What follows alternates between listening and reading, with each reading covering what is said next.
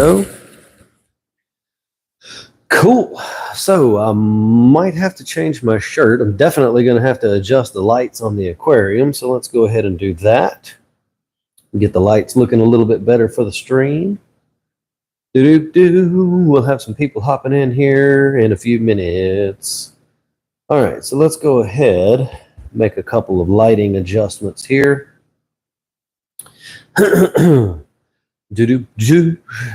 See what it'll allow me to do. There we go. All right. Come on, tablet. Oh, we got somebody hanging out in here with us. Thanks for joining me. We're going to be live streaming all about saltwater aquariums here in just a little while. So if you're interested in that, this is the place to be. My tablet is not working. Is my microphone working? Let me know in the chat. I'd appreciate that.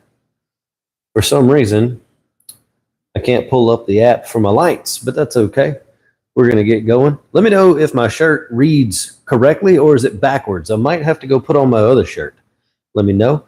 How's it going, everybody? Got a couple of people in here. These streams always get kicked off a little bit slower than the ones over on that other platform that we use sometimes. Can't say what the name of that is, though.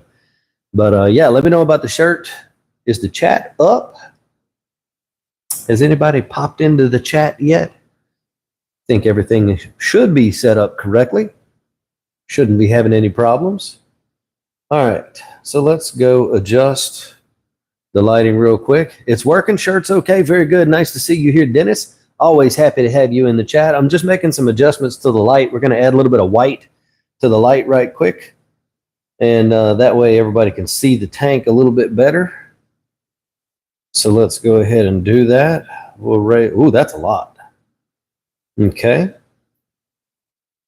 I really should have a profile set up for only when I stream for what the lights should look like, because I always have to add quite a bit more white to the lights during the streams to make sure that they show up quite well. Hello from Russia. Well, hi. How are you doing?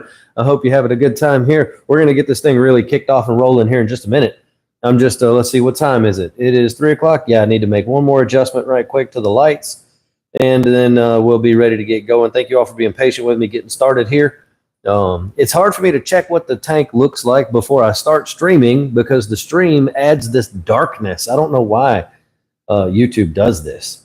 But here we go. We'll save that, and boom, there we go. Lights are looking nice. How's it going, everybody? I'm Logan. I run Reef Rookies, where I teach people how to do saltwater aquaria. So if you have any questions about that, or if you're thinking about getting in, or if you're been in the hobby for a long time, just let me know down in the comments. I'd love to talk to you about it.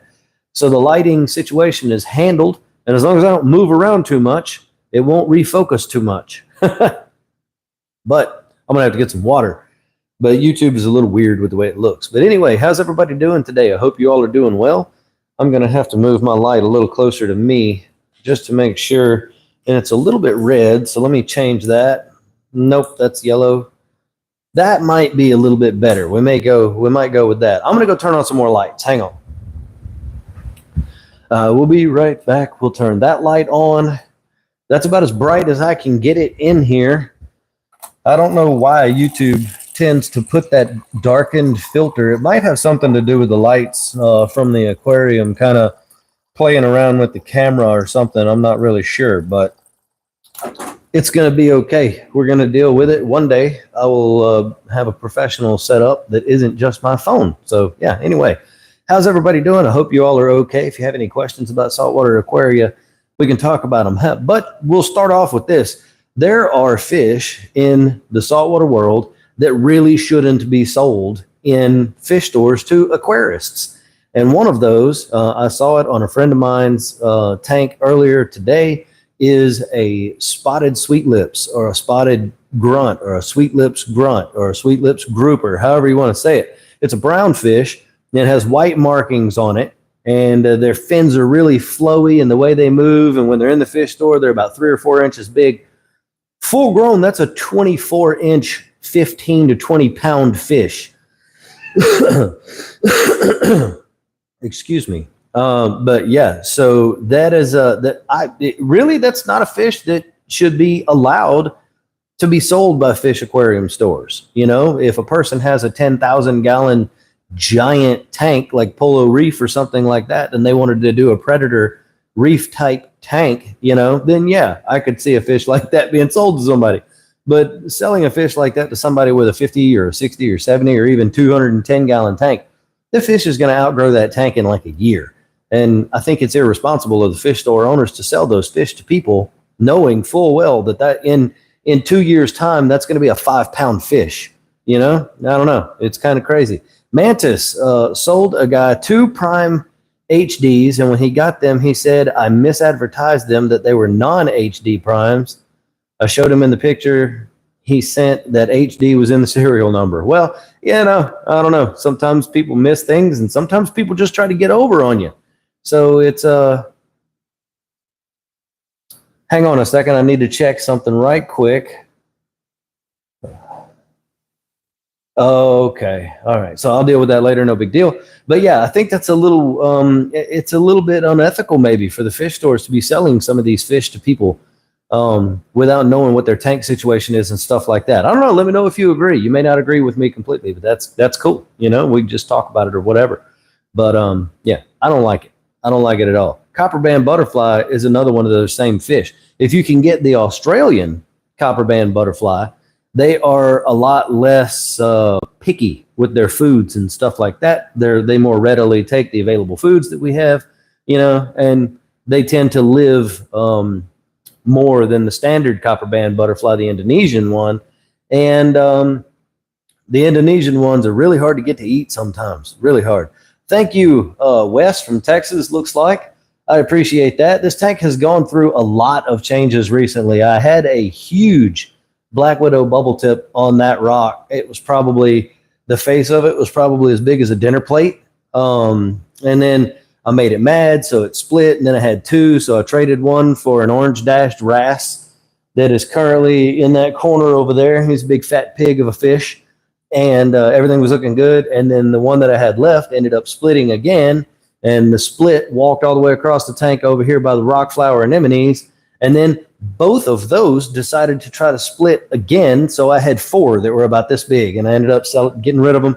I was like, you know what? Tired of chasing these things around the tank. I chased them around. I moved them a whole bunch, and yeah, so got rid of those. But now we have a bare rock over here with no coral frags on it, just waiting for a bunch of torches to go all around that rock over there. I think it's going to be really nice, really beautiful, flowy over in this corner of the tank. All the SPS and stuff are going to all go over here on this side, and torches over here would look really good, I think.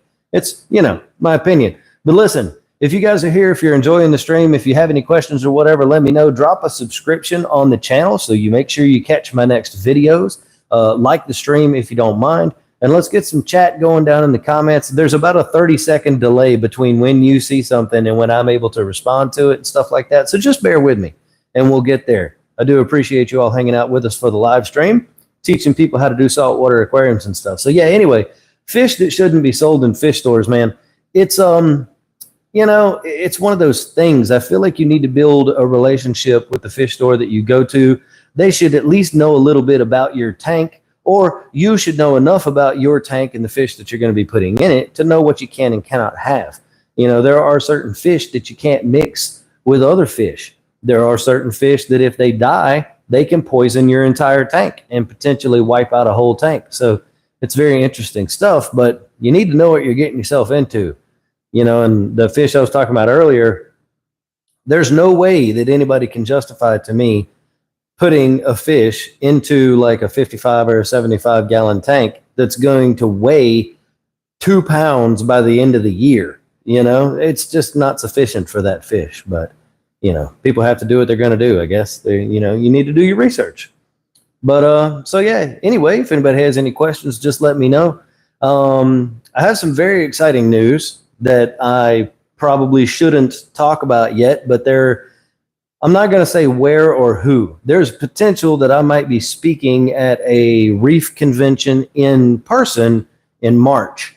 So that would be very, very cool. I'm talking to the people who run the event and seeing if maybe that's something that we could work out. They're interested in doing it. I'm interested in doing it. So we just have to work out some details and stuff. So that could be very cool. It'll be near New Orleans, Louisiana when that happens. But I can't release any of the other details about it just yet because we don't have any sort of agreement or anything.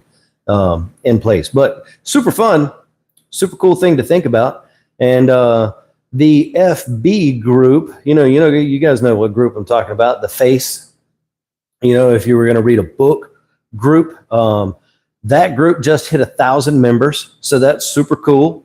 Very happy about that. We're going to be doing a live stream from that place tomorrow, and I'm going to be buying somebody a fish or a coral. However, entry is locked at this point, but I'm going to do it again at 2,000 members. So if you guys are interested in that, check the description of the live stream. My link tree is in there. You can find the FB group from my link tree. You can become a part of our community over there and get in on the next one.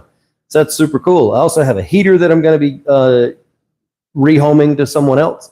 And I have a Higer automatic feeder with a camera that I'm going to be doing the same thing with. After I do some product reviews on those things, check them out, see what I think about them myself. So anyway, that's pretty cool stuff. If you want to be part of that, you can be.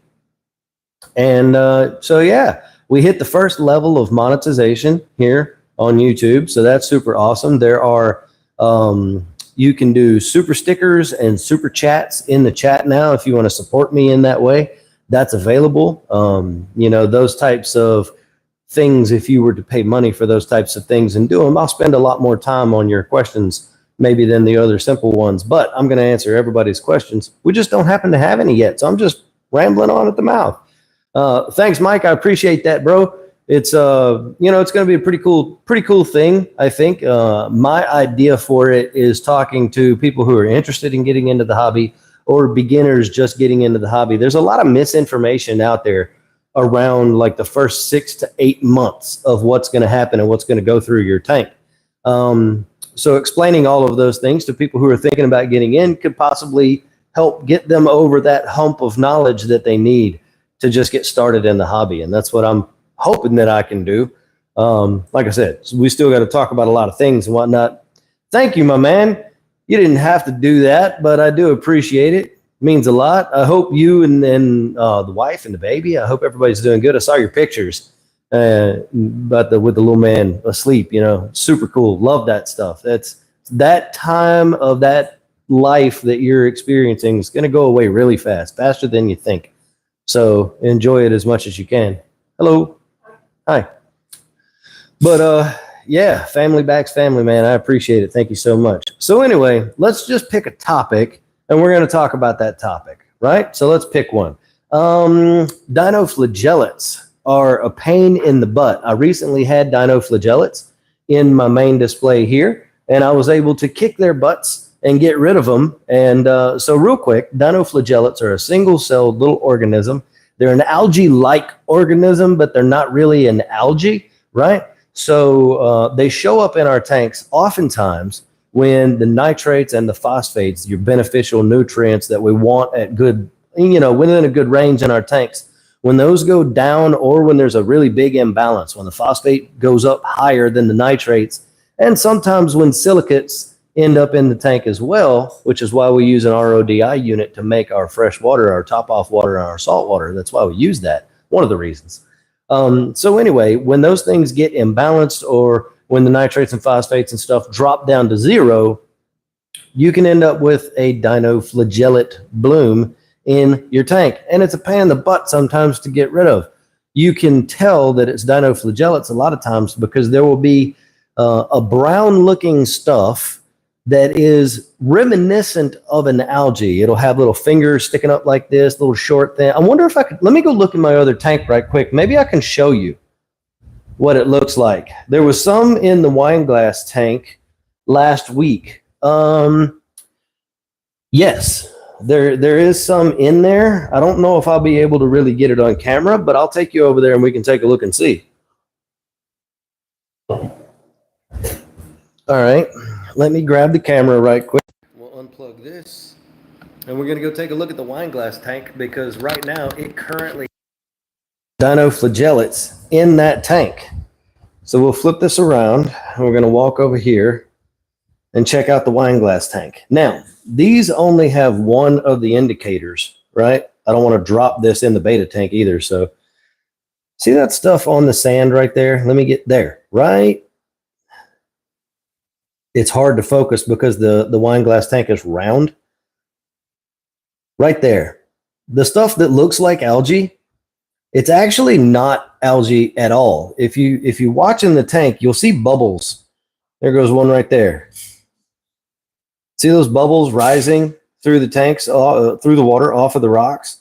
That is a dead giveaway that you have dinoflagellates in your tank. They are a photosynthetic organism. And so when they do photosynthesis, they end up creating and releasing carbon dioxide into the water. And they are sometimes a really big pain in the butt to get rid of. They can be difficult to get rid of because they begin using up the other nutrients that the beneficial bacteria also use up. And then the dinos grow and the beneficial bacteria population dwindles. And that's not what we want. So how do we fix it? What do we do? Well, the step one is to increase the nutrients back in the tank again. And what I did recently with my tank, down here underneath, I have my skimmer right there under the bottom. And on this side, I have a refugium, which is kind of hard for you to see because the light's off. But I have a refugium down there with chaetomorpha algae in it. So I took the skimmer cup and it had pulled out a bunch of stuff from the aquarium, and I just put it right back into the sump. I dumped it back in there. I let it mix back into the water, instantly adding a ton of beneficial nutrients back into the water because mine had bottomed out to zero. My nitrates and phosphates had gone to zero. So I did that. And then down here in the refugium, I took like 90% of that chaetomorpha algae. I took it out of the tank. It was no longer there. And I cut the light time on my refugium light by half. I was running at 10 hours. I cut that back to 5 hours. So that chaeto is going to grow much more slowly now. It's not going to suck up as much nutrients from the rest of the tank. And getting the nutrients back in the water, I cut my main light intensity down by about 40% as well because they're photosynthetic, the dinoflagellates are. And so I cut my light intensity down as well. And that, all of those things together allowed the beneficial bacteria to repopulate into the tank. And I was able to kick their butts and they're gone. I haven't done all of that in the wine glass tank, the smaller tank, because it's such a small water volume that I don't want to upset it too much. But so what I'm doing in that tank instead is I'm feeding that tank a little heavier than I was. I'm adding some reef roids to the tank, some brine shrimp and some mysis shrimp, feeding the pulsing xenia that I have in that tank. And some of that food is not getting eaten. So it's going to break down over time. It's going to become good nutrients for that tank. And then eventually those dinoflagellates in that tank are going to go away. I've already seen a decrease in them so far, but it's just going to take time for them to get caught up. So yeah, I appreciate that. What is that? A super sticker that you gave me, Mike? Or maybe it's a super chat. I appreciate that, man. Thank you so much. I'm really pleased with the way that the big tank is going. It's looking quite nice. Things are getting to where they need to be. I do still have an acro frag right up there that is not very happy, but everything else in the tank is looking super nice. We'll go do a tank tour here in just a little while. But if you're here and you're enjoying the stream, if you wouldn't mind dropping a subscription on the channel, that would be great. Like the stream, you know, it'll send it out to more people, and maybe we can get some more people in the stream that are interested in saltwater aquaria. It would be awesome if that took place. So yeah, dinoflagellates are kind of a pain in the butt, but you can get rid of them. Sort of in an opposite fashion, if you want to talk about green hair algae for a minute, that is a pest that you can end up in your tank as well, but it kind of happens opposite of dinoflagellates. Green hair algae shows up when you have an excess of beneficial nutrients in your tank, usually phosphates. It can show up when there's an imbalance. There's something called the Redfield ratio, which is the balance between phosphates and nitrates in our aquariums. It's 1 to 100. So if you have, let's just say you have 0.01 phosphate, then your target nitrate level is about 10 parts per million, 100x, right? But yeah, green hair algae can show up. Lots of things can cause it. Excessive nutrients is one, and you have to think of the light in your aquarium as a nutrient as well, because it's photosynthetic. It pulls most of its energy doing cellular respiration, getting, you know, the light from your aquarium lights. I was trying to think of the fancy word for that, but I can't remember what it is. Photons. But so anyway, well, it's technically PAR. Photosynthetically active radiation, I believe is what that stands for. I don't remember. Anyway, too much light can cause green hair algae in your tank. That's what I'm getting at. And one of the things that you do to fix that is drop your nutrients. But you want to be very careful doing that. You don't want to bottom them out to zero, because then you end up with a situation where you have green hair algae and dinoflagellates sometimes. And that's a terrible spot to be in. I was in that exact spot about 2 weeks ago with this tank. There's still a little bit of cyano right here on the sand, which we haven't talked about in this stream yet. But I had green hair algae growing in the sand and a little bit on the rocks. And that's why I was reducing the nutrients with the Chaeto and the skimmer really rocking and rolling, right? But it bottomed everything out completely, and I ended up with dinoflagellates. Now, I still do have a little bit of green hair algae in the tank, but I got a diamond goby. I got my lawnmower Blenny out of the overflow. He was stuck back here, so he wasn't doing his job, right? He couldn't because he was stuck in the overflow. So I got him out of there, and things have started making the flip back the other way. I've been feeding the tank a little bit heavier, so the nutrients are coming back up, and everything is looking really good. My corals are actually looking really good. My rock flower anemones are just doing absolutely amazing. They're awesome. It's one of my favorite things to put in a tank, actually. And so, yeah, there's lots of things that could go wrong with a reef tank. I made a statement the other day. I actually made a video about it, that keeping a fish-only freshwater tank is no harder, and sometimes even a little bit easier than some freshwater tanks. And people are telling me I'm crazy, but I don't think that I am. I've been doing this for a long time, and doing a fish-only with live rock tank is so easy, man. If you want to get into saltwater aquaria, that's where I would tell you to start, is with a fish-only with live rock aquarium. You can get good established live rock. It's going to have tons of bacteria on it. You can cycle the tank, get it through the nitrogen cycle in just a few days, right? And maybe a week. But you do that, and then you just have fish in the tank. You can run it just like a freshwater tank. Just a couple of hang-on-the-back filters. The lights that you put over a fish-only tank do not have to be super powerful. I mean, just any light you get at any pet store will work for a fish-only tank. Something just cheap off of the Azon place that we all know of. You can run that on a fish-only tank. Now, you may end up with some algae in a fish-only tank, but I would even argue that having some really dark green algae, you might put some red algae in there, depending on the fish that you have. It would be a good look for the tank, very natural looking and stuff like that, as long as you don't let it get out of hand. And I don't know. It's a thing. I almost want to set up a tank just for the purpose of showing what a fish-only with live rock tank could look like, and document the process and like what I'm doing. But that would be yet another tank in my house that I have to take care of. And I already have 3. Technically, I have 4. One's just sitting empty right now, but I have a plan for it. I'm going to be doing a saltwater guppy tank in that 5-gallon. So that's going to be super cool. Very excited about that. Didn't know you could put guppies in saltwater till this year. So yeah, it's pretty interesting. I knew you could do mollies, but I didn't know that you could do guppies as well. But you can, so it's pretty cool. Is the chat working for you guys? It's not working for me. Or is everybody just hanging out and watching? Which is totally fine. You guys don't have to chat if you don't want to. But I just want to make sure it's working. So somebody let me know if I'm missing chat, or if everything's looking how it should be looking. Let me know. Let me know so I can keep doing what I'm doing. If something's broke, we might have to fix it. But yeah.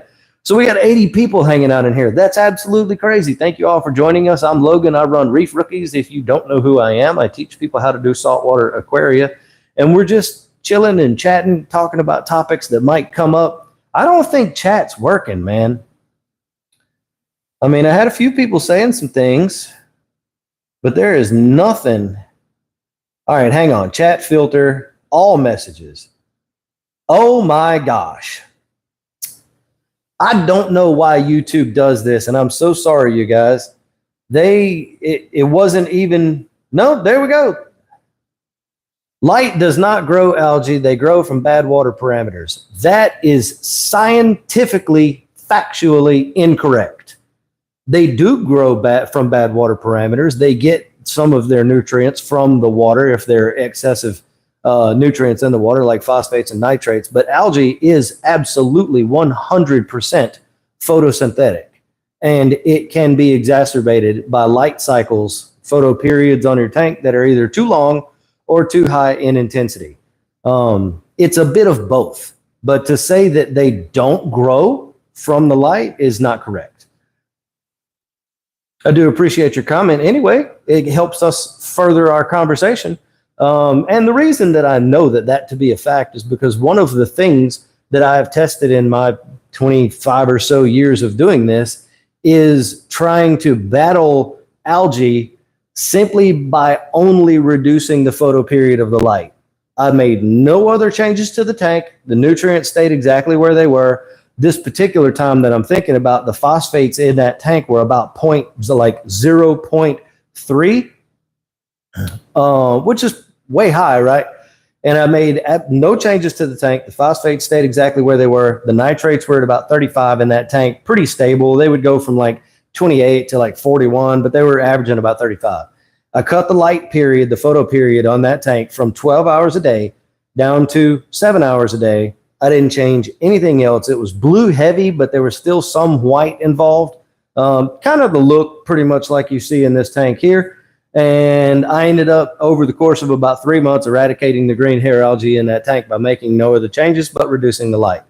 If the light has the right spectrum, don't grow. Now we're talking, because you're absolutely right, which is one of the reasons, it's not the reason, but it's one of the reasons why saltwater aquarium keepers run our tanks in this blue sort of coloration. It's not the only reason. There are other ones. It helps grow corals, and you know, some people really like the way that it looks. I personally do, but having the correct having the correct light spectrum does absolutely help prevent algae from growing. 100%. We totally agree there. Have you ever ran too much carbon and caused extremely cloudy water? Not really, Paul. And the reason being is because I'm not a person that runs carbon in my aquarium unless I have a problem. If I have some sort of a toxin in the tank that I need to remove, then I'll run some carbon in the tank to help remove that. But I'm not a big proponent of running carbon all the time just to have carbon in the tank sucking things up. There's a lot of problems with carbon. Now, it does some good stuff. Don't get me wrong. There are good reasons to run carbon during certain times. The things that carbon pulls out of the water, right? It doesn't absorb them. They just get bound up to the carbon. And then if you're not replacing that carbon often enough, not only does it become ineffective, but then it begins also releasing those things that were bound up to the carbon back into the tank. It could be that the carbon has pulled something out of the water or whatever, and you've ended up with a bacterial bloom. That could be a bit of a problem. Is your tank like a white cloudy or like a green cloudy? A white cloudy would be an indication of like a bacterial bloom of some kind or something like that. A green cloudy would be an indication of an algae bloom of some kind, or something on that end, more plant-based rather than animal-based, we'll go with. That's a very vague definition, but so yeah. I've personally never done that. I haven't had carbon that I ever put into a tank create a bacterial bloom, but it could happen. Okay, so your tank went green. So there was likely something in the tank that the carbon absorbed that was preventing the algae, which maybe it's a good thing. I don't know. It could have been some sort of a medication that you were used or something, some other parameter that was in there preventing that algae from going crazy. You use the carbon, it pulls something out. We'll just stay with that. We'll just call it that. It pulled something out. We may never know what that was, which presented the perfect opportunity for that green algae, whatever kind it is, to proliferate and grow in population. So you could cut your lights back or completely off if you have no corals for up to 3 or 4 days. We call it a tank blackout. You could do that. See if it clears that up. You could get a UV sterilizer if you wanted to. There's lots of them out there on the market. Make sure you match it to your tank size and also match the flow for the thing that you're going to be attacking. So in your case, it's going to be algae. So make sure you're looking for a UV sterilizer that is set up for doing algae eradication. You can't do algae and also viruses and pathogens with the same UV light at the same time. It'll do both, but not at the same time. There's a different flow rate that the water has to go through to kill viruses and pathogens or to kill algae and bacteria. So you could do that. It just really depends on your setup and which way you want to go with it. But I would probably cut the lights. I mean, even if you have coral, you can do a 2-day blackout completely. Wrap a quilt around the tank or something like that where the tank gets no light at all for like 2 days. You can do that. It's not going to hurt anything on the tank, and it might be enough where that algae dies off. It gets filtered out, and then when you unwrap it and you turn the lights back on, keep them a little lower than you had them before and ramp them back up to where they were slowly over a week or so, and maybe that green tint will be gone. If it's really bad, if it's like green and you can't see through it, really the only thing you're going to be able to do, you got 2 options pretty much. You could do like a couple of big water changes over the next couple days, physically remove that algae and put new water in the tank that probably doesn't have whatever that algae is feeding on, and you can cut the lights back. Or you could absolutely go with, a good UV sterilizer, and it'll kick that stuff in the bucket, in about 3 or 4 days. So I hope that helps. I appreciate the questions in the comments. Thank you very much. Jeff says, what do you feel is the ultimate length of time for the lights to be on, and do you think it matters the times it's on? So when you're talking about photo period, I do think it's very important. It does depend on how powerful your lights are.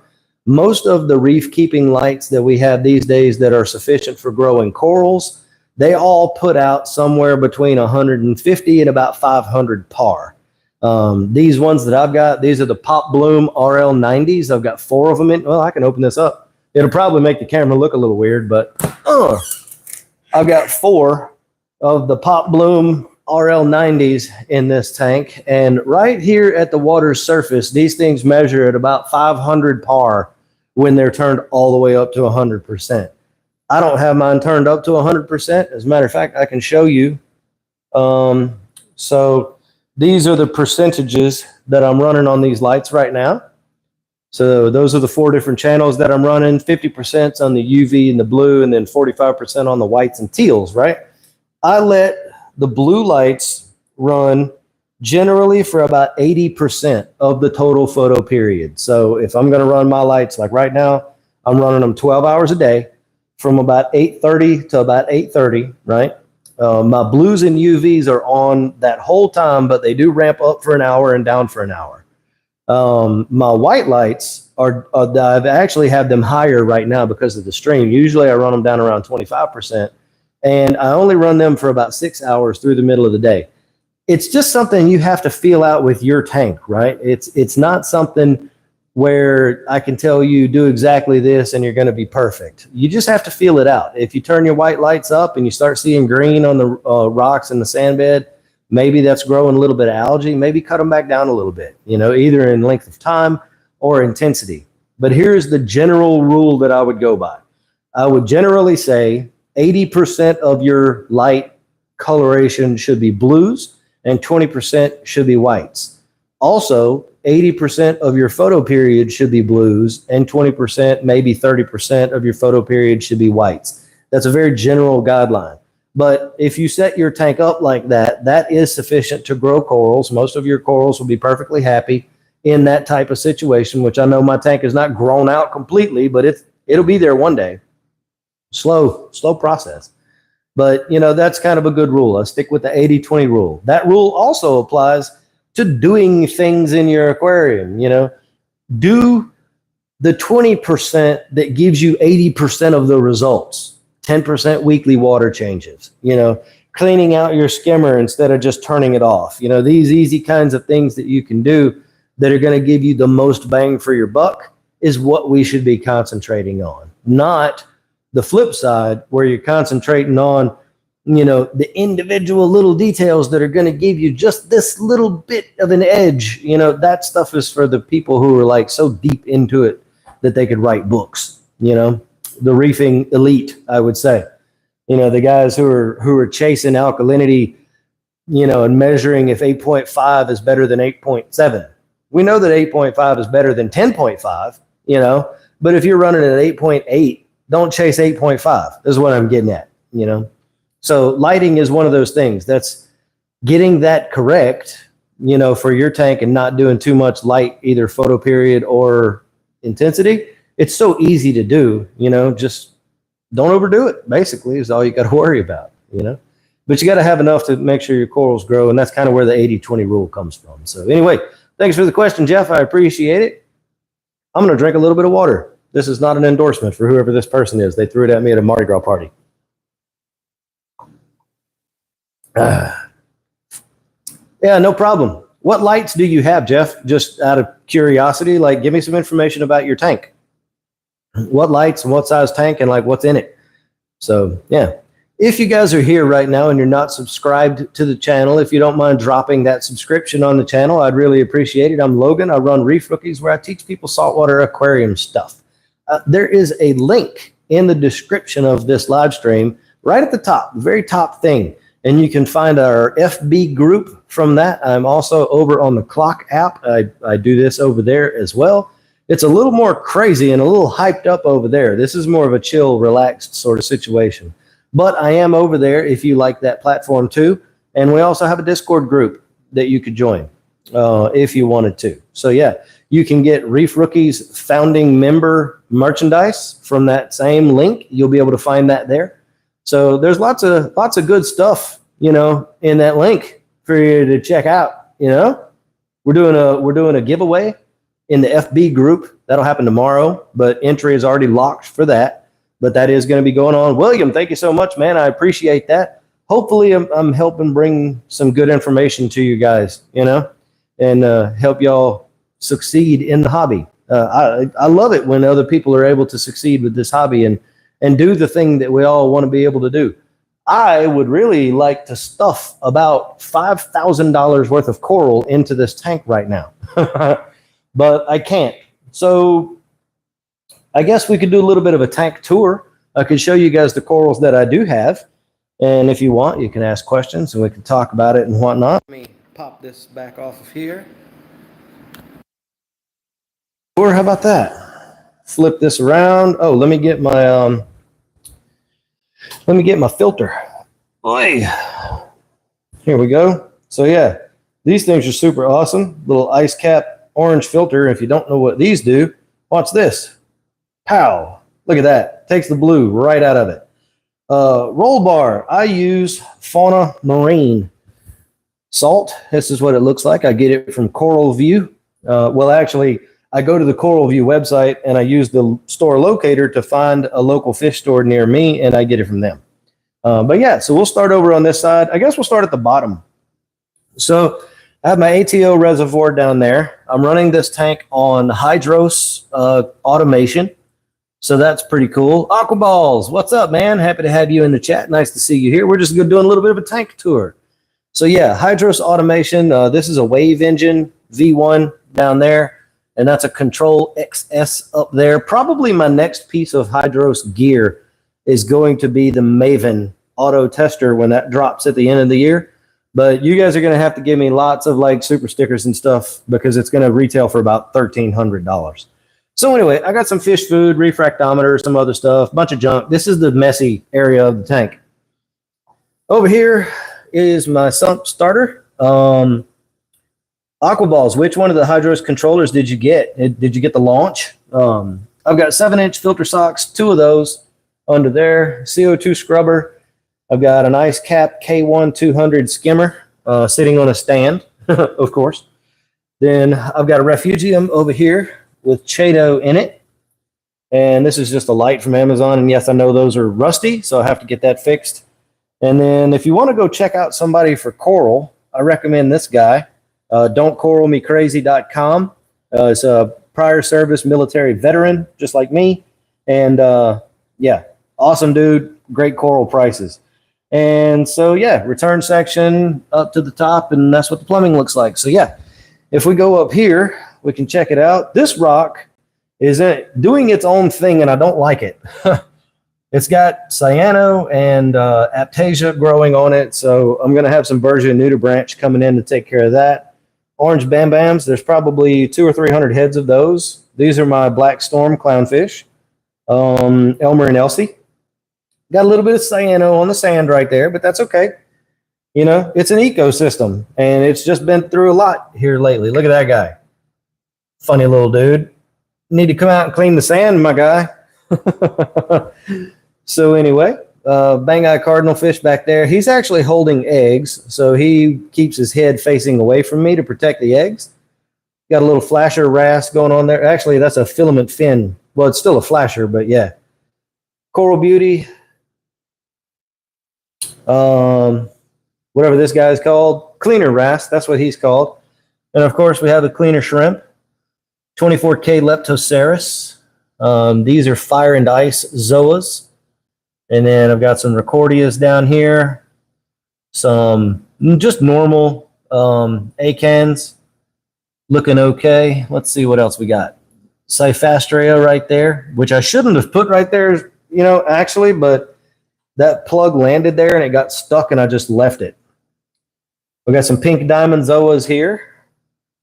Little frag of green slimer right there in the middle. There's a frag of zoas back there that has fallen off the back of the rock. But yeah, this is currently my acro that is STNing on me and I can't get it to stop. But the bird's nest right next to it's doing great. Oops, sorry about that. I got a Duncan. There is a Setosa coral, another piece of green slimer right up there. That's a, let's see, digitata right there. Got a joker torch down here and a pink hammer right there. Everything in my tank is growing out, so got that chalice going on. My rock flower anemones. This dude is huge. This guy has he's like 6 inches across. Huge rock flower anemone. Hit the screen 2 times, everyone, and see what happens. What happens? I don't know what happens. I got a little Fabia down there. He's doing all right. And then we got some Armor of Gods and some mint chocolate chip zoanthids. And then right up there, some Miami Vice. Everything, obviously, is different color with the filter on. But yep. So cool. Anyway, that's kind of what we have going on with the tank. Like I said, I've got the, let's put this back. I got the pop blooms, the RL90s up here on the top. Doing a really good job. I really like sort of the coloration that the tank is. Without the filter, it's a little more blue. But during the middle of the day, I do crank the whites up a little bit just to make it look a little nicer. There's that wrasse I was talking about earlier. Beautiful fish, super active in the aquarium, very easy to take care of. And that guy will eat all of the bristleworms and stuff that it can find. Got the fox face, and I've got a sailfin, a Desert Jenny sailfin tang. A couple of chromies. They pal around in here all the time. And I think that's about it. Oh, the coral beauty, which just ate something. I don't know what that was. Oh, you get a thumbs up. Very cool. Yeah, appreciate that. So we'll stick that right back down there and get this thing flipped back around. There we go. So a little bit of a tank tour there. Okay, cool. So Aquaballs, you got the launch. Yeah, that is a super cool piece of equipment from the Hydros people. I happen to live about 10 minutes away. I have seen the room where they build all of the Hydros stuff. And I mean, it's super cool. It's like a team of like 4 people that build all of the Hydros stuff. So it's very neat. They have a couple of people who write the code and stuff like that that are remote, but for the most part, they all work right out of their headquarters and whatnot. And like I said, I live very close to them, so it's super cool. We have a crawfish boil at Coral View headquarters every year, and this year it was very nice. You got 4 chalk bass. I love chalk bass. I've had a bunch of them over the years. I had one in this tank, and unfortunately, it got Popeye and didn't make it after that. I treated it just, you know, how you need to do so with Epsom salt and whatever. Gave it an Epsom salt bath, and then I couldn't get it again. After I caught it the first time, it wouldn't let me catch it again because 210-gallon tank is kind of hard to catch a little 2-inch fish.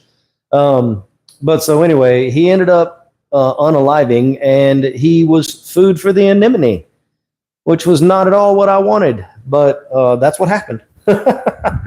So yeah, anyway, pretty cool. Got 70 people hanging out with us. If you guys have any other questions, let me know. Yeah, Hydros is super cool, man. I really like what they got going on. Okay, just make sure that we're still on all messages here.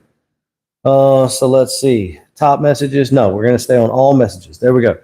So yeah, their facility is super cool. Nice big warehouse, but they have a small room where they do all the Hydros stuff.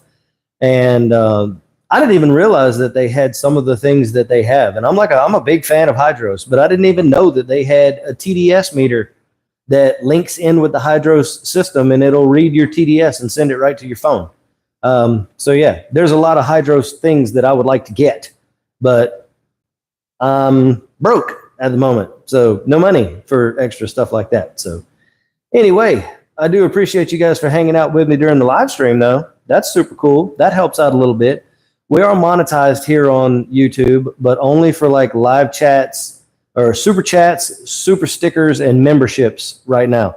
I'm waiting for them to approve my merch store where you can buy my shirts and hoodies and hats and stuff right here on YouTube if you want to do so, but they haven't approved it yet. So still waiting on that. But anyway, so it's pretty cool. But yeah, I want to get the Maven from Hydros. That device is going to test phosphate, nitrate, calcium, magnesium, and alkalinity automatically as many times as you want it to.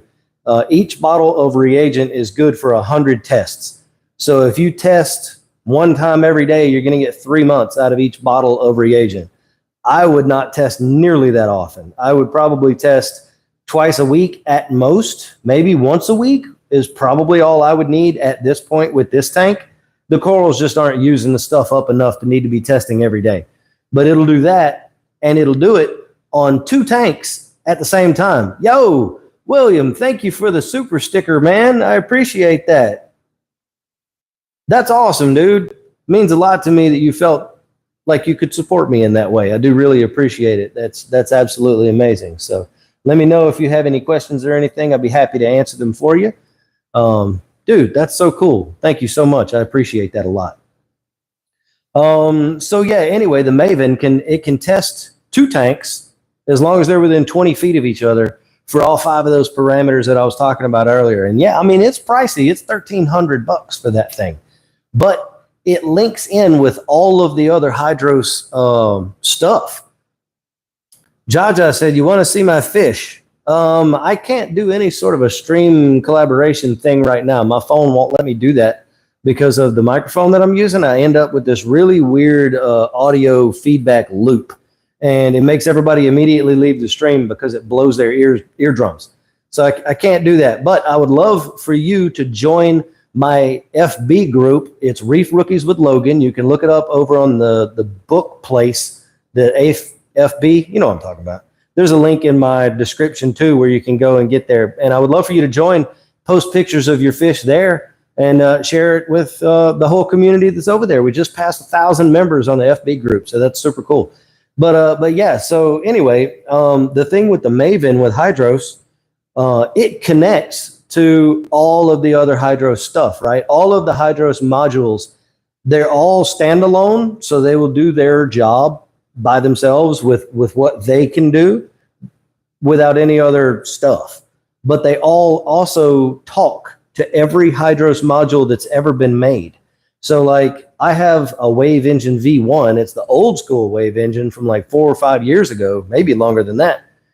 And I recently got the Control XS to go along with it because I wanted to do some parameter monitoring and some stuff like that, monitor temperature automatically and things like that. And it just links straight up. You can just add that new module to your collective. And with the Maven, if you also have the X10 that has the 4 dosing pumps on the side of it, you can use the output from the Maven when it reads your parameters. You can set ranges. So like if calcium drops below 420, it will tell the X10 to dose the tank with a predetermined amount of calcium to bring it back up to 450. You can go completely automated with Hydros, and you can do it one little module at a time, which is my plan completely. I want to eventually get to the point where I have daily water changes on this tank that's completely automated. And I'm getting into 3D printing here lately. Ooh, let me show you guys something now that I'm thinking about it.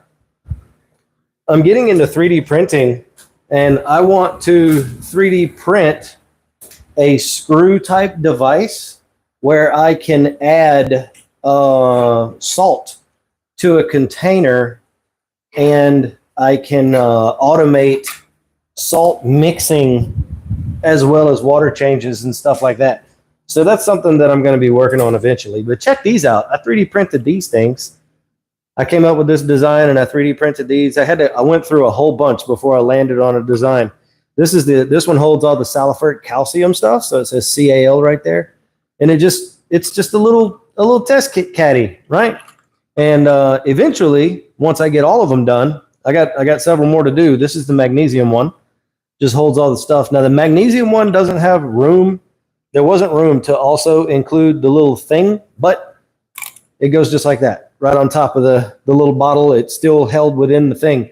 So what I'm going to do is once I have all of these done, I'm going to be able to make like a tray or like a box for all of them to sit in. And you'll be able to just grab the box and take it over by your tank or whatever. And then when you're done with it, just stick it back in the closet. And you don't have to worry about those cardboard boxes getting all tore up and whatnot. The files for these are going to be hosted on my FB group. There's a files section that I can upload stuff. So once I get all these done, I'm going to zip them all up with a little tray, the carry tray or whatever I'm going to do. And yeah, these will be there for free for my FB members. So it's pretty cool. Something I've been working on here lately. I'm just going to set these to the side right here. I'll worry about taking them back in my computer room when I go in there in a little while. Anyway, pretty neat, So yeah. Anyway, thank you guys all for hanging out with us during the stream. Let's pick another topic and just roll on with that. William, again, man, I do appreciate that. Super. Thank you so much. So, new topic. What are we going to talk about? I don't know. Oh, hey, Chunky, what's going on, man? Nice to see you here, too. I'm searching for a topic that would be something we could talk about. Douglas says, use a peristaltic pump to add your salt mix, connect that and your salt sensors to a PLC to add salt when needed. All right, what is a PLC? I don't know what a PLC is, or maybe I do, but I don't know that acronym. But yeah, so the Hydros system, they have their own individual dosers. It's just one little doser, right? And it'll run. They are peristaltic as well. But the thing that I'm talking about is, like for this tank, I'm going to have a tank on that side that's holding RO water, and then a tank on this side that has salt mix in it, mixed salt water. But I want to design a device with some sort of a hopper where I can put the salt in the hopper, and then it will somehow measure the salt and add that to the container that's down below. The X10, I think it's the X10 from Hydros, can measure salinity. So it'll be able to take a salinity reading of that chamber, and based on that salinity reading, add more salt if necessary to get to the point where the salt is at the right area. And I won't ever have to do anything except put salt in the hopper. Completely automated water changes with new salt water, like 40 gallons always on hand, and like 40 gallons of RODI water always on hand, and all of it automated. They have a valve that connects to the RODI unit, the intake line for the RODI unit. So when you need to fill up an automatic top-off chamber or something like that, you can tell the Hydros when to do that. You can put a water level sensor in there. When the water level goes down, it'll open the valve, the RODI unit kicks on, puts water in the ATO, you're good to go. So yeah, it's going to be very exciting once I'm able to get to that point in life where I can set that stuff up. So. But yeah, Chunky says, have you had any experience with the Hygger flow pumps that kind of look like the Nero pumps from AI? I've heard good things and I've heard bad things about those. The only Hygger pump that I have here right now is the Gyre style one. They sent me one of those, and I am going to be checking it out. There's going to be videos coming out about that. But I've never had my hands on the Higer one that is in the style of the Nero pump. I do know some people who have them, and so far they're happy with them. But of course, you know, people in this hobby tend to measure things based on how long they last before they break.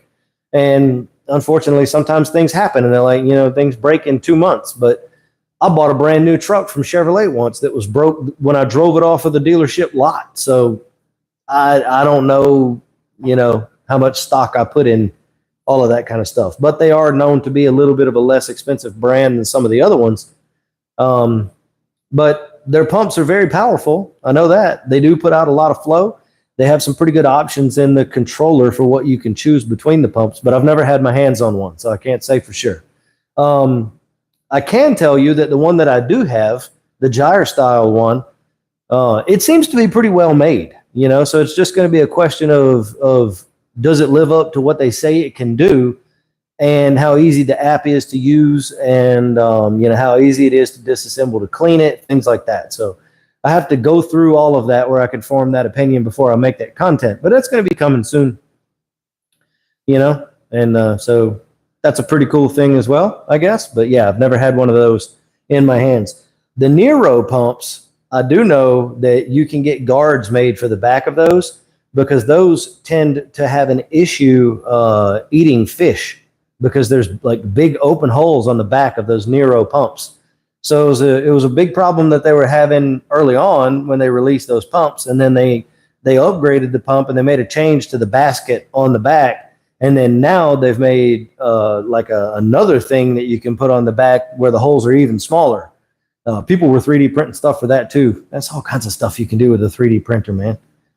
So yeah, anyway, thank you for the questions. I appreciate them. And hey, if you're not subscribed to the channel, go ahead and drop that subscription. You never know what kind of videos I'm going to be putting out. A couple of videos that I have in the pipeline coming soon. I'm going to be releasing instructional videos for all, 8 of the main Saltwater test kits that we use to test our tanks with.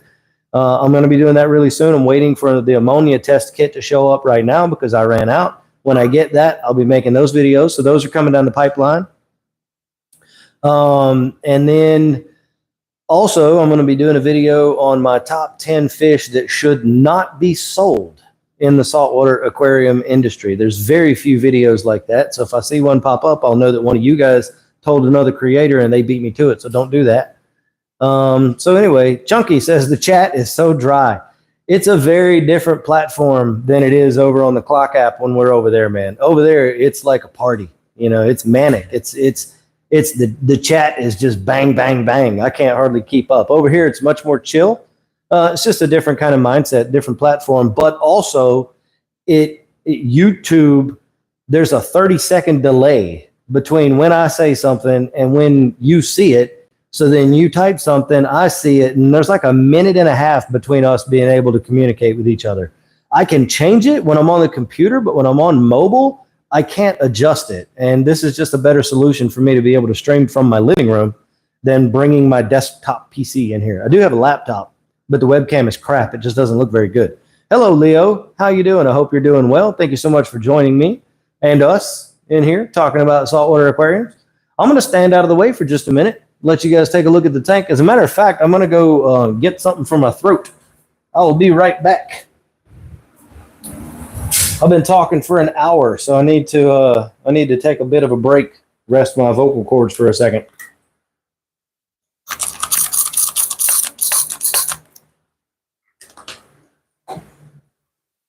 All right. One day I'm going to be able to go and get this figured out, whatever this problem is that I have with my throat. But so, yeah. Anyway, if you guys have any questions, be sure to drop them in the chat. Chunky, yeah, I did, in fact, finally get rid of the anemone. I rehomed them to a local guy who has a anemone clownfish only tank, and he already had several bubble tip anemones in that tank, so I rehomed it to him. And from what I haven't heard from him, but I'm assuming that everything's fine. He said he already had a bunch in there, a bunch of bubble tips, and he wanted to get the Black Widow kind. And when I got them to him, both of them were already splitting, so he had 4 by the end of the day, which was kind of cool. But so anyway, that was the thing. But yeah, finally did get rid of them, which left a lot of room right over here. And I'm thinking torches maybe all around this rock. Just glue a torch on this side, one on top, one on that side, two in the front, something like that. I don't know. I might move that rock somewhere else too. I haven't decided yet. But so we'll figure it out when we get there, when I make that decision, It is what it is. So what is a question that someone asked me about recently? Let me think. Question that somebody asked me recently. So there was somebody in the group. Oh, hey, wait a minute. We got somebody else here. Jennifer says, hi, I have a lot of little starfish in my tank. How do I get rid of them? So Jennifer, if I had to guess, those are probably Aquila nostra starfish. Let me see if I see one in my tank really quick. I'll see if I can find one, because I know I have some. I have a lot less than I had before I got that orange dashed wrasse. I wonder if he eats the little bitty ones. I don't know. I actually don't see one at all right now, which is kind of weird for my tank. Most people call them Astorina starfish, which is technically not wrong. They are in the Astorina family, but to be more specific, they are an Aquila nostra, I think. Generally, they're, little 1/4 of an inch, 3/8 of an inch, something like that. And they're kind of gray, and they have like 5 legs, sometimes maybe 6, sometimes only 3. It's kind of weird. You can manually remove them if this is what we're talking about. If I'm talking about the right starfish, there's a couple of other little ones that are coming to mind. We'll talk about them in a second. But you could manually remove them. If you had a whole bunch of them, you can get a shrimp called a harlequin shrimp, and you can put that in the tank. They exclusively eat starfish. That's all they eat. So they will eat all of those starfish, and then you can choose to either keep the harlequin shrimp, but you would have to purchase starfish, cut a leg off, put that leg in the tank to feed the harlequin shrimps, or sometimes the local fish store, when you're done with them, they'll take the harlequin shrimp back. It just depends. They're really not as big of a problem as most people would have you believe. There are over 10,000 species of those little starfish in the world, and in reef keeping, we generally get about 3 to 4 of those species. Approximately 1 to 2% of the 10,000 species eat zoanthid corals, and sometimes we do see those in the hobby. So keep an eye on those starfish. If you have zoas, and you start to actually count your zoas and they're becoming less amount of heads of zoas, you might have the zoanthid eating ones. Usually they are gray and also like red in color, but whatever zoas they're eating can contribute to the coloring of the starfish. So if they're eating orange zoas, they may have orange on their back. If they're eating reds, maybe red, like that, But it's actually pretty rare to get the zoanthid eating type, but it is possible. So yeah, just keep an eye on that. One of the best things that you can do, they like to come out a lot at night. So at night, when you see them on the glass or whatever, you can just use a net. You can just scoop them off the glass, do a little manual removal. No. So Jennifer's asking, would the shrimp eat the corals? It won't. The harlequin shrimp, that specific shrimp, they are obligate starfish eating shrimp only. It's the only thing that they'll eat. They won't even eat like fish food that you put in the tank, anything like that. They will only eat starfish. So, which is why if you're going to keep them, you have to be able to keep starfish like in a sump tank or an additional tank or something like that. And you harvest the leg of the starfish and put it in for the harlequin shrimp. That's the only way that you can keep them alive. So if you get one and they eat all the starfish, the little bitty ones, out of your tank, then you can take it back to the fish store if you don't want to, get like chocolate chip starfish and cut a leg off once a week, something like that. So some people don't want to do that. They don't like doing it. So, and I totally get it. Some people don't mind doing it. It just all depends. If you get a chocolate chip starfish, that will eat your corals. So don't put that in the tank unless you have the harlequin shrimp in there to eat it. Otherwise, the chocolate chip will eat some corals. So yeah, I hope that helps, Jennifer. I have them. Everybody has them. They're not a big problem, but it just depends, if you like that kind of thing in your tank or not.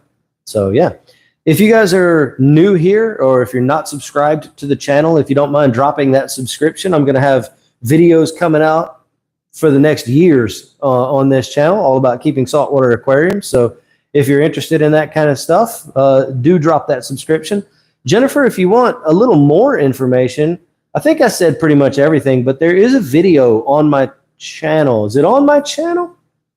I know it's on my clock app channel. I'm pretty sure there's a video here on my channel on YouTube about those little starfish. So yeah, we'll run through my list of videos and see if you see one. There's not that many videos on the channel right now, like 25 or 30. So check that out if you want to, but I gave you pretty much all the information that you pretty much mostly need. So yeah, I said pretty much a whole lot of times. Gyro X Sword. Pretty cool name. You got a clownfish in your logo there. It says, what fish would you recommend for a 70-gallon tank? Also, Jennifer, if you want, and anybody else in the chat right now, if you want as well, if you look in the description of this live stream, there's a link right at the top. And there's links within that to my FB group. It's Reef Rookies with Logan. We just passed 1,000 members. Would love to have you over there. Also, my clock app, we have a Discord as well set up for reef keepers to join and be a part of those communities. So if you want to join in those places, you can. It's all there. So yeah, let's talk about fish for Gyro, and then we'll talk to Leo. Oh, wait, Leo, let me know. You say you made a mistake on the tank. Let me know what that mistake is, and we'll talk about that in a second. And then Andrea says, what eats hair algae? Revo said an urchin. That's true. Tuxedo urchins will eat hair algae. Yeah. So let's talk about fish for a 70-gallon tank. Okay. So 70 gallons is pretty sizable, but it's not huge. I wouldn't put anything in that tank over about 4 inches, right? So there are some tangs that you could get. I would limit you to just one in a 70-gallon tank. You could get a bristle-tooth tang. I have one. He is behind the rocks, of course. He's back here. He's gray. He's not going to come out right now, but maybe we'll catch him in a minute. I'll stay out of the way just in case. So you could get it like there he is, over there with the blue cleaner wrasse. Right there. He's kind of gray, has a little bit of a yellow tail. Very nice fish. You could go with that. You could put a fox face, like this yellow fox face right here. You could put one of those in a 70-gallon tank. It'd be a nice big, key fish for a 70. Obviously, clownfish. You could do any of the cardinal fishes. There's like three different types: bang eye, pajama, or a yellow striped cardinal fish. Those will be fine. You could have an orange dashed wrasse like the one I have. Pretty much any of the smaller wrasses, the fairy flasher and like the Solon wrasse, WRASSE is how you spell that. You could do those. Any of the blennies would be okay. Most of the gobies would be okay. Do not put a lunar wrasse or a moon wrasse. Don't get one of those. They get huge. They get like 14 inches big, and they will eat your entire cleanup crew. Ask me how I know. So don't do that. But you could do any of those other fish. I'm trying to think of some other ones. Coral beauty or flame angel, rusty angel would be okay. Sometimes they nip at corals. It just depends. It's a risk that we take. I have a coral beauty, and it tends to leave my corals alone. I feed my fish really heavy. They're nice and fat, so they're okay. Yeah, there she is right there. Her name is Gwen Stefani. So yeah.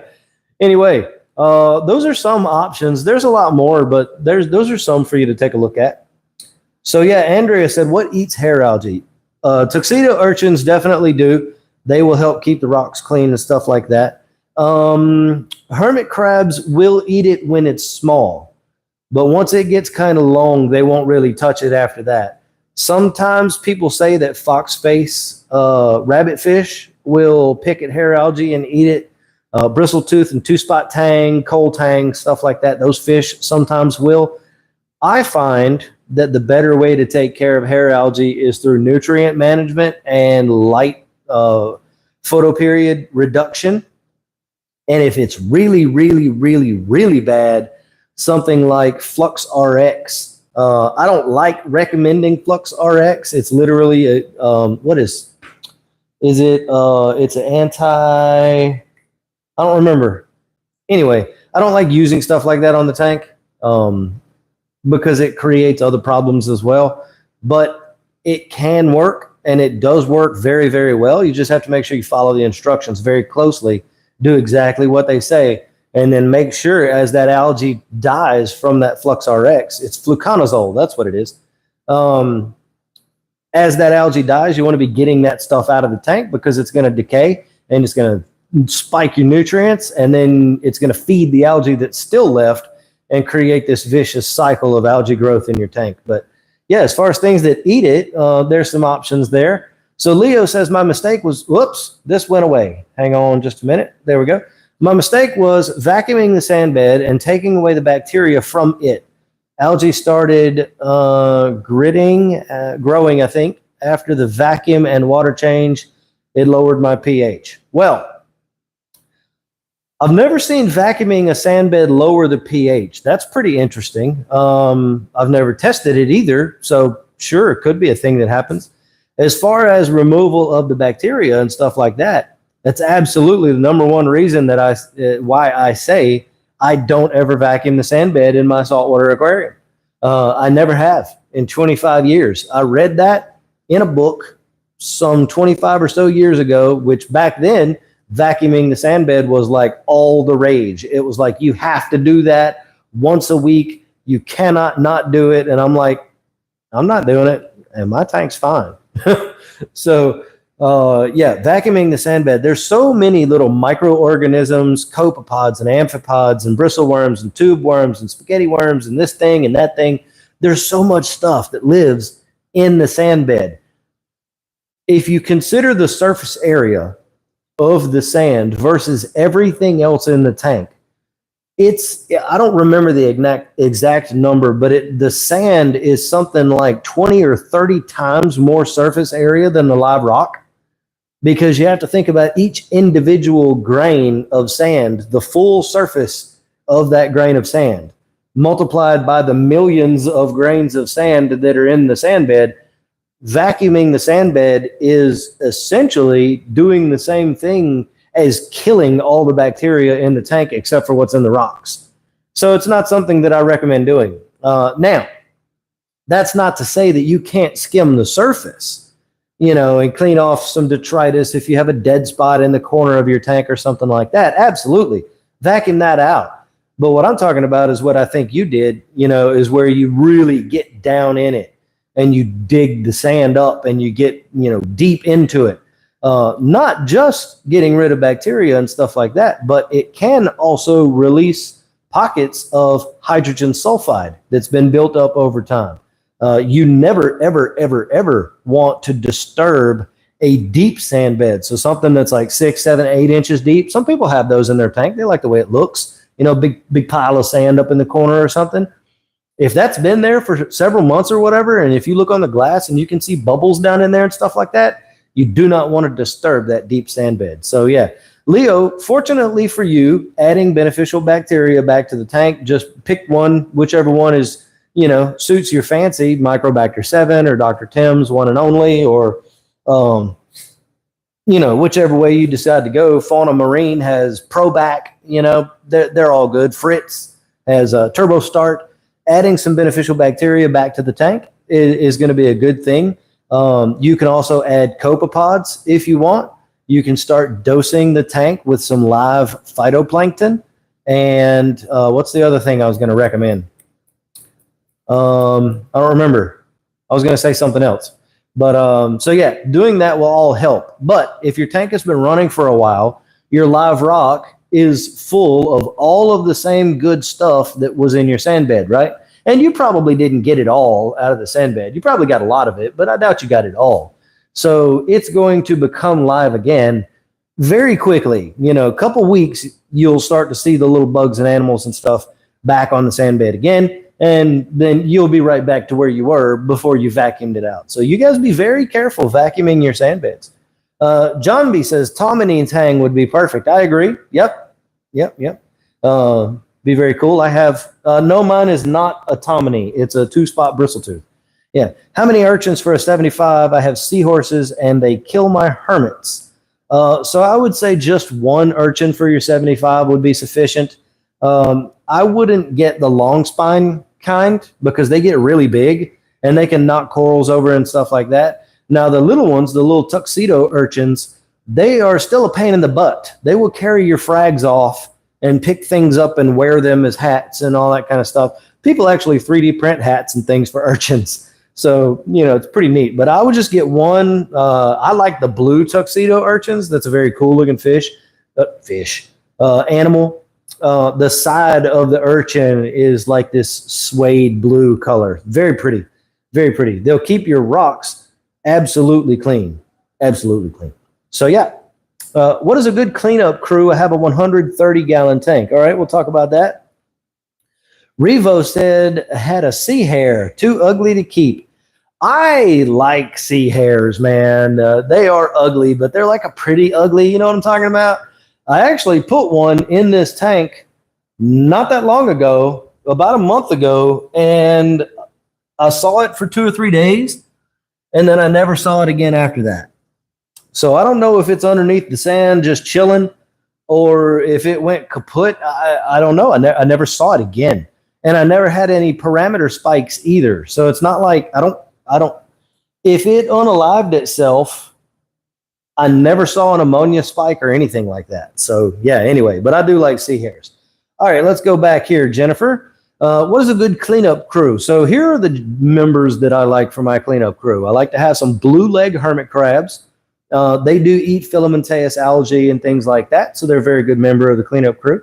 I like to have, now a lot of people, there's some stuff, a little bit of tension around this in the saltwater hobby, but turbo snails, right? The Mexican turbo snails, that is technically not a marine snail. It is it's not a tropical snail. It's a temperate climate snail, which is a colder climate, a little cooler than tropical. So the temperature that we keep our tanks at is higher than what turbo snails normally live in, the Mexican turbos I'm talking about. And so people are telling me that eventually they die at the temperatures that we have in our tanks. And it's one of the reasons why we see such a high incidence of turbo snails dying all the time in marine tanks. It's pretty interesting. I've not gone down the rabbit hole yet, but it's food for thought. But I like turbo snails. They do get pretty big. I have some pretty big ones in my tank. Currently, none of them are on the front glass, but they're in here. Another good snail to have is a trochus, Trochus. Those are very good. Cerith snails, Ceriti. I can't spell it.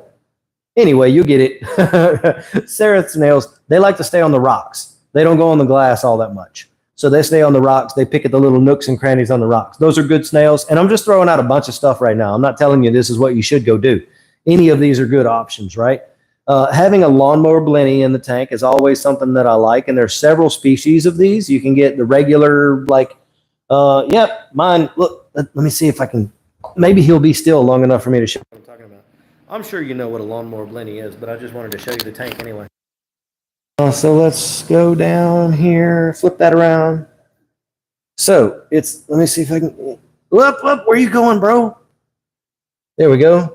Old ugly face, the lawnmower blenny.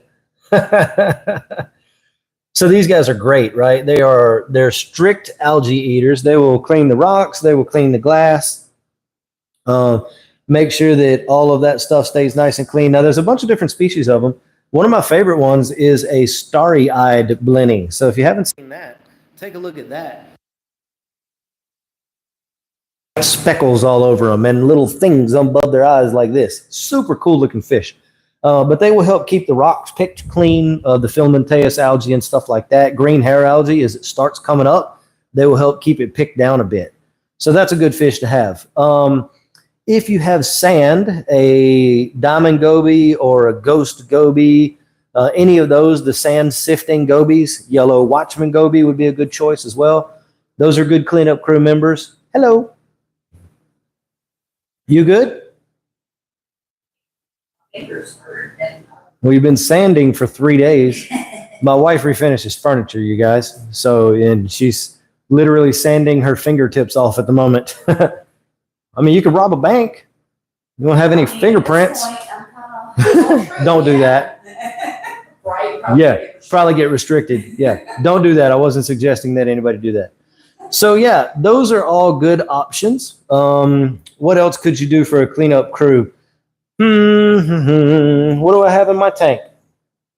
I listed the snails and the gobies and the blenny. And in a 110, you could have some tangs in there too. Fox-faced rabbitfish is good as well. I mentioned all those earlier. A sand sifting conch would be a good thing, a fighting conch, but make sure you get the right one. Some of those will attack other snails and they will eat your snails. And there's a really pretty snail you could get too. It's called is it a red-footed something or a scarlet neck? Anyway, I'll try to get the name for it, and I'll make a post about it in my FB group. But there are wow, I'm stumbling over my words, and I'm sorry. I'm trying to remember the word. My local fish store carries them. The snail itself is red, and they're just really cool to look at. So anyway, those are some ideas for you. Not an extensive list, of course, but definitely some. Nico likes sea hares. Yeah, I think they're cool, man. I like sea hares too. You replenish the bacteria. Very good. Okay. You're using microbe lift. That's a good one. And thank you for the super, man. I appreciate that a lot. That does mean a lot to me, and it helps me out. So yes, I appreciate that. Help me help you. It's awesome. Yeah, collaboration style. Microbe lift. There's one you can get, Night Out 2. It's very good beneficial bacteria. Now, there's another one that they have called Special Blend. Don't smell that. You will gag and potentially upchuck, okay? Do not smell Microbe Lift Special Blend. You will instantly regret it, and you'll regret it for the next 10 minutes. I guarantee it. But it's very good if you have a super high nutrient tank. If you have a tank where like the phosphates and the nitrates are staying way up and they won't come down, you can put Special Blend in that tank, and it'll begin to convert some of that stuff into things that can get filtered out, and it will help lower those organics over time. It's very good stuff too. So just food for thought. Chunky wants to know my opinion on acros. I like Acropora, but Acropora are freaking sensitive, man. They're sensitive, dude. I have one in this tank. It's right up here, and it looked great when it went in the tank, but it's currently experiencing STN, which is slow tissue necrosis. So the stupid thing is just dying for no reason. It's getting like 400 par. It's good on that because acros, they like a lot of light, right? So it's getting like 400 par. My nutrients in my tank are pretty good, but I had an alkalinity swing. Right about the time that I put that in the tank swung from 9.2 to 7.2, and I do not know why.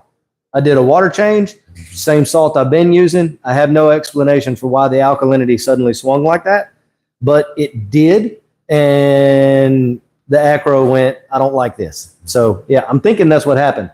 But like, there's a bird's nest right there, right next to it, that's perfectly fine. It has perfect little growth tips on it. There's green slimers with growth tips and stuff like that. Acropora are just very sensitive corals. You have to have an extremely stable tank at the right levels, with the right amount of flow, with the right amount of light, with the correct animals in it. If you have fish and stuff that don't pick at them, like my Coral Beauty, and then, yeah, you can keep some Acropora. Mackenzie wants to know, what do I feed my chromis? Same thing as all the rest of my fish. I use pellets and frozen. So these are the pellets that I use. They're from Dimax. This is an extremely good pellet food for saltwater aquariums. It's the Marine Superior. I have the Carnivore blend as well, and I have another blend that is Color Plus. This stuff is amazing. My fish, we can feed the fish if you want to. My fish go absolutely bananas over this fish food. Like, they know what see, they're all just kind of chilling right here, right now. Watch this. There they go. And I know most fish do that, you know, when you start getting ready to feed the tank. But I have never had fish go crazy over a fish food like they do over this stuff. they will start fighting over it, literally. You drop some of that in there and they start going nuts, you know? So yeah, the chromies eat this pellet stuff too. They're fine with it. But they also get frozen mysis. They get frozen brine shrimp, frozen copepods, and frozen, it's like a meat, like a carnivore meat blend. It has scallops and shrimp and whitefish and other stuff like that all in it. So yeah, they just eat that. They're actually pretty big for chromies too. I was very lucky. I got 3. I only lost 1, and these 2 are the 2 that are left. And they seem to be very happy in the tank. I'm kind of hoping that they'll breed. So yeah, that's pretty cool. Father Fish caught some very big sea hares in Florida. Yeah, some of them get really huge. Andrea wants to say thoughts on the lawnmower with seahorses. My seahorses mainly stay on their chains to one side of the tank. Andrea, I don't think you would have a problem with the lawnmower and seahorses. The lawnmower blennies are a very docile fish. They're really only aggressive towards other blenny species. I've never seen one mean towards other animals that wasn't a blenny. So yeah, I think you would probably be okay. But I caution you to say, do lots more research first. Because I've never kept seahorses. So I want to, but I've never done it. So yeah, just do your research there. Look at the compatibility charts. You know, try to see if you can find out from some people with a little more experience keeping mixed things with seahorses and see what they think. But I think that it would be okay because the blennies they're really a chill fish, to be honest with you. All right. I'm a little behind on the comments, guys, but I'm going to get caught up, so you guys just bear with me. Nico says, I'm getting an 80-gallon lagoon here soon, 48 by 24 footprint. Was wondering what kind of tang you'd recommend. Stick to the smaller species. I wouldn't get any in the larger species. No yellow. Don't get a purple. Don't get really any of the powders, powder blue, powder brown. Those are not going to work. The tank's going to be too small for them. You could go with a single of the either a coal tang, K-O-L-E. You could go with a 2-spot bristletooth tang. You could get a Tomini tang, T-O-M-I-N-I. That would be a really cool tang to get. You could put like a yellow or a purple in that tank for a while, but eventually they're going to outgrow that tank for sure. My footprint of this tank is 6 foot by 2 foot, and it's almost 2 feet tall. And I have the 2-spot bristletooth and the sail fin, and I'm probably only going to put 1 more tang, even in this 210. So you just got to make sure you give them ample space for them to swim around and not get mad at each other. So yeah, you guys are conch and emerald crabs, Revo. They're a good option too to put into a tank for the cleanup crew. I have mixed results with emerald crabs. And their survivability. It just seems to me like unless the tank is like really dirty, they don't seem to survive all that well. So yeah. Leo, you used the special blend. You smelled it and it didn't bother you? It must not have been any good. It must have been bad. William, thank you so much, man. I appreciate the super. That's freaking cool, dude. That's quite a lot. I saw it down there and I knew I would get to it, but I didn't quite expect it to be like that much. But I do really appreciate it. Thank you so much. It means a lot. That type of thing is what's going to help me be able to continue to grow this and continue to do this, full time.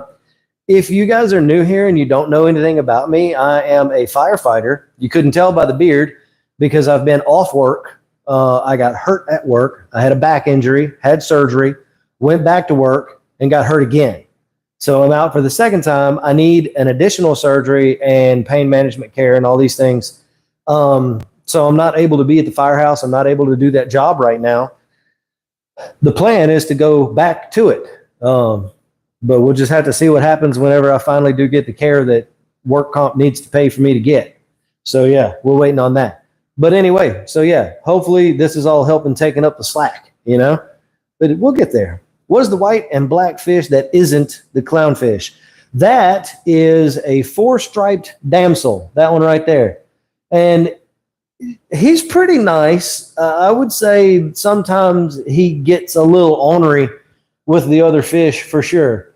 But he's one of the smaller fish in the tank. And for the most part, he pretty much minds his business. This guy, that guy right there. He pretty much just kind of hangs out. He's not too bad. He doesn't harass the clownfish, even though they're the same color, which I'm really happy about that. So yeah, Jeff overfeeds the tank and then just don't feed the next day because I never understood if you feed a couple of times a day, small portions, how the fish will ever eat. Wait a minute, I'm confused. Jeff said, I overfeed my tank and then just don't feed the next day because I never understood if you feed a couple of times a day, small portions, how the small fish will ever eat. I got you. Yeah. So I'm picking up what you're putting down, like the more aggressive fish, they end up taking the fish food away from the smaller fish. Yeah, that does happen. But in my experience, the way that I like to feed my tank, I feed heavy as well. So I mix everything in a cup in the morning and I put food energizer in there from Fauna Marine. It's amino acids and carbohydrates and stuff like that. Little garlic extract to make them really want to eat, Doesn't do anything for their health, by the way. I just spit on myself. Garlic and ginger curing ick is a myth. It does not do anything medically for the fish. It boosts their immune system and it helps them fight it off, but it doesn't kill the ick. So anyway, off that soapbox. But anyway, the food energizer has garlic. So I put frozen mysis, frozen brine, frozen copepods, and frozen meaty blend. All four in a cup with a little bit of Reef Roids and a little bit of Coral Sprint from Fauna Marine or Fauna Marine.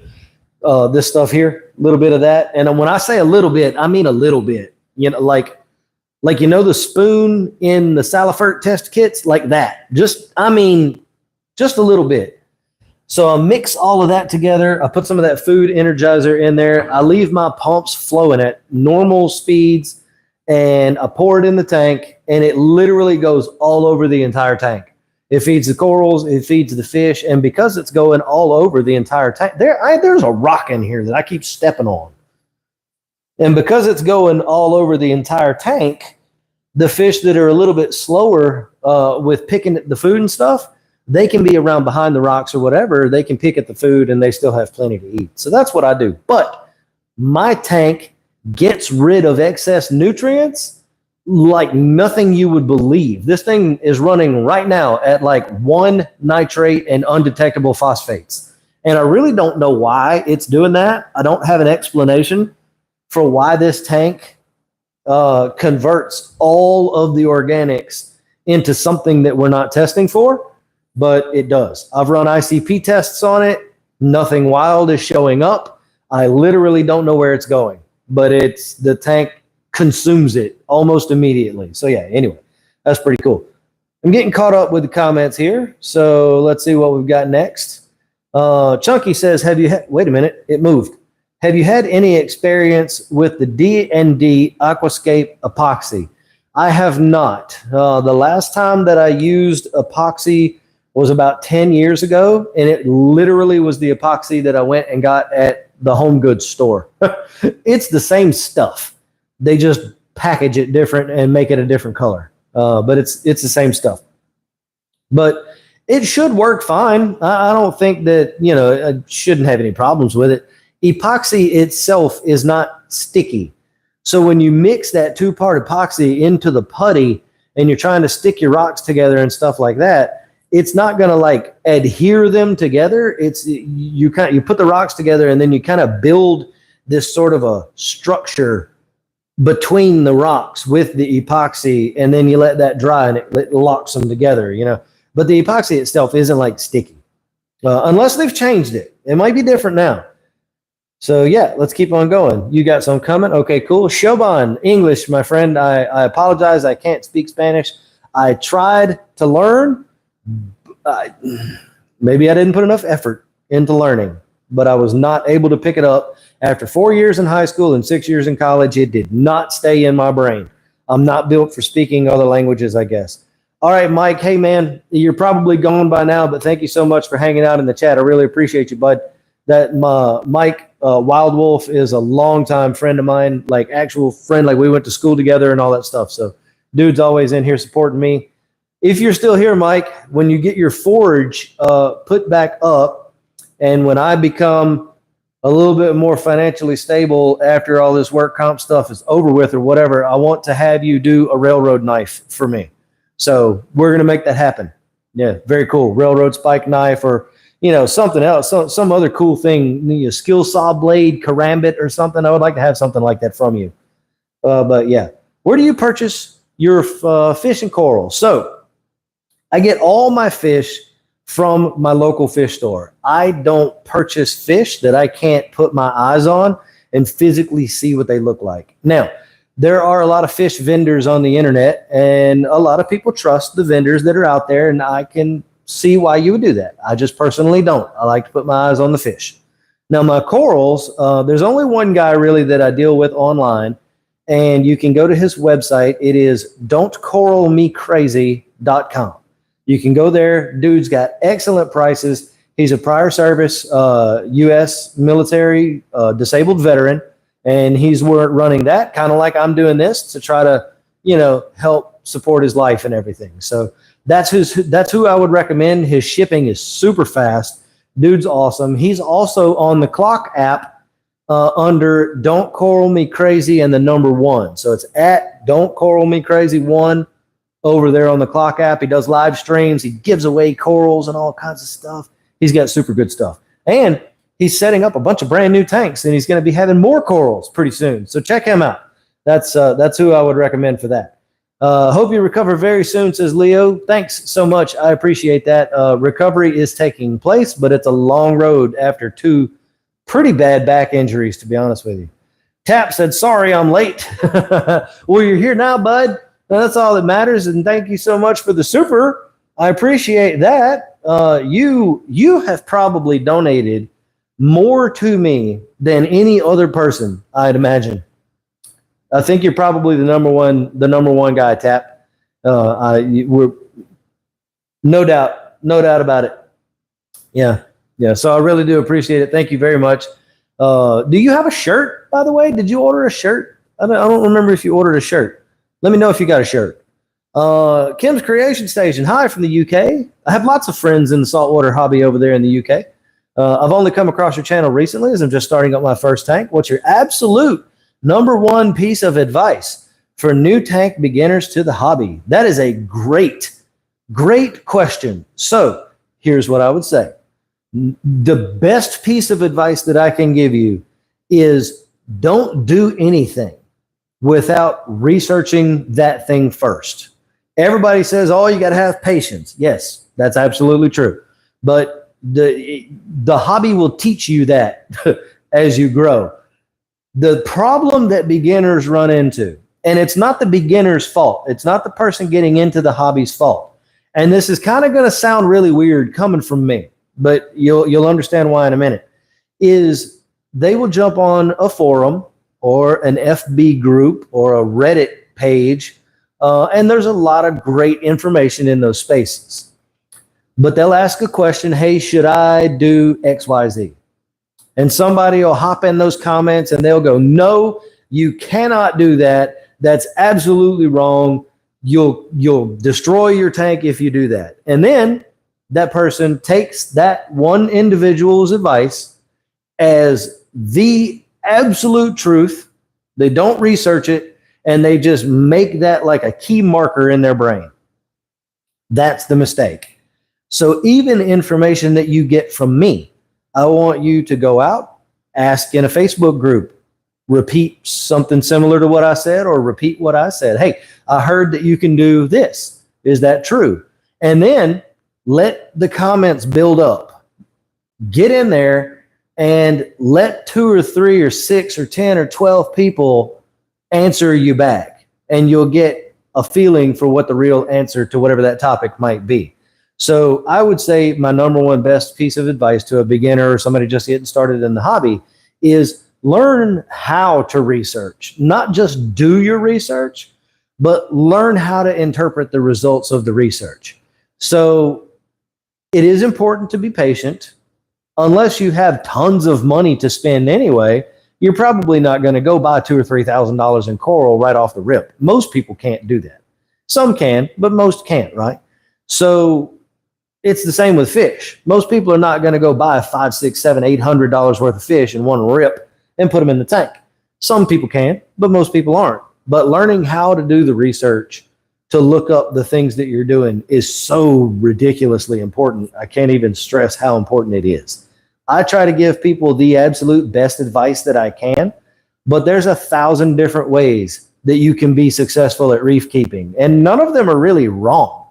It's just that some of them are different. I know people who will tell you that you cannot nitrogen cycle an aquarium properly without animals in that aquarium. I disagree. I think that with today's products and methods that we can, and I have done so. But I know people who will also say that you absolutely can't put fish into a tank until the nitrogen cycle is complete. It's a fishless nitrogen cycle only way of doing things. You can do that, but that's not entirely correct. People have been nitrogen cycling a tank with fish in it for decades, and it works. So just learn how to do the research. Don't take the very first answer or the very first bit that you come across as correct and true. Continue digging into it, continue looking into that topic, and come up with your own, mindset about whatever that answer should be. So hopefully that answered your question. Maybe it did. I need to do it underwater. What? You need to do what underwater?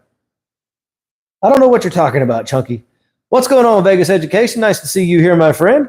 Happy to have you hanging out in the chat with us. Oh my gosh, I almost died. Did y'all see that?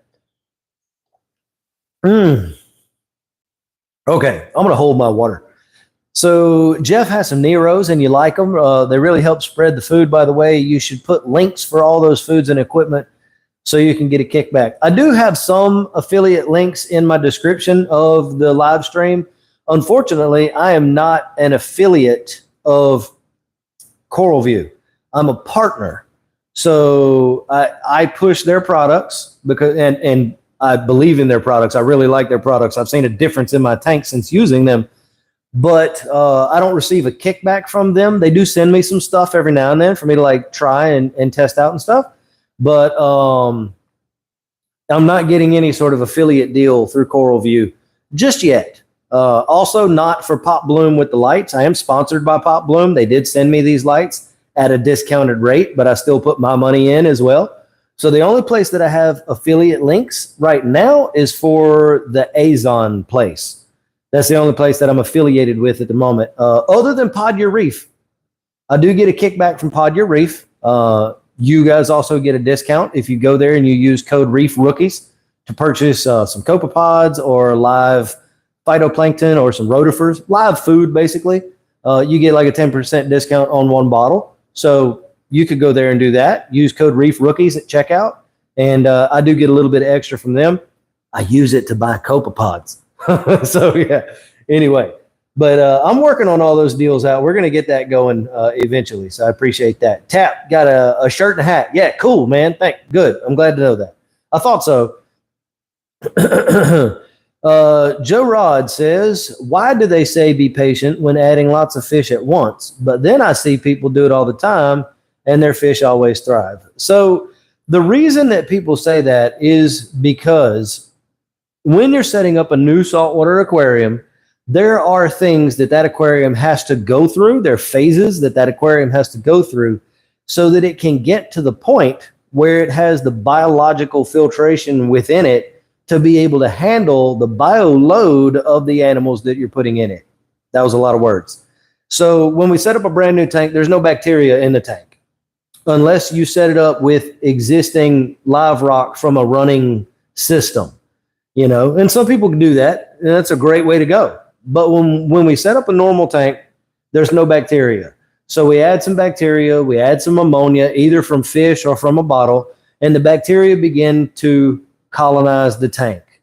Then they reach a point where they're in kind of a situation of like a stasis with the tank. You have enough bacteria to handle the bio load of the fish and hermit crabs and snails and the animals that you've put in the tank, right?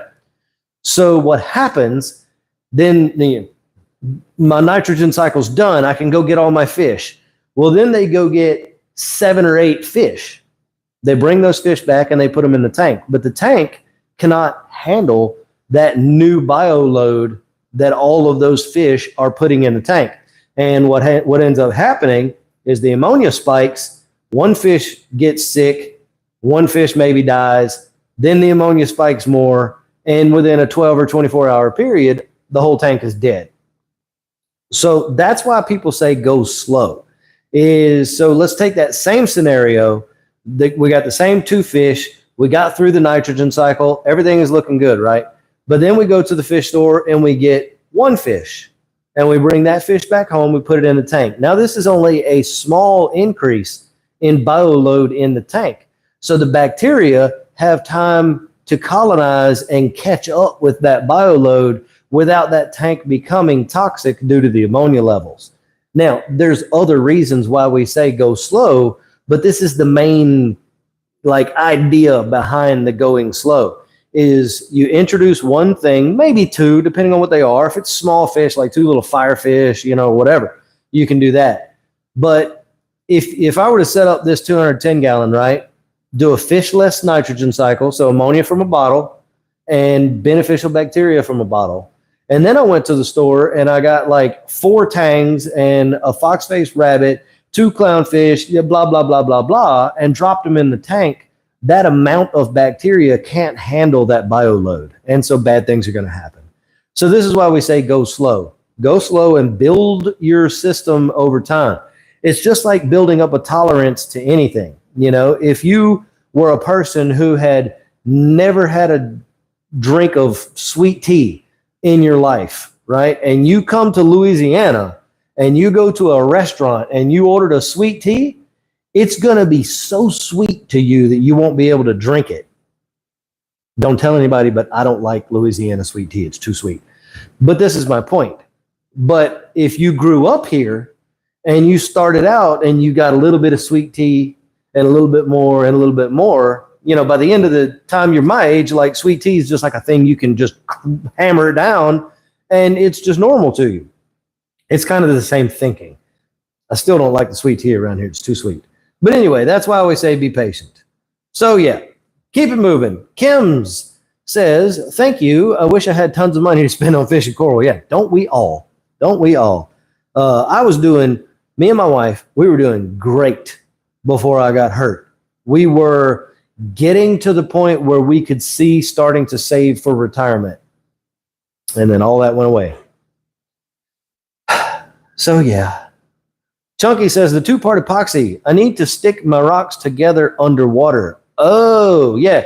You can do that with that. That's one of the benefits of that type of adhesive situation.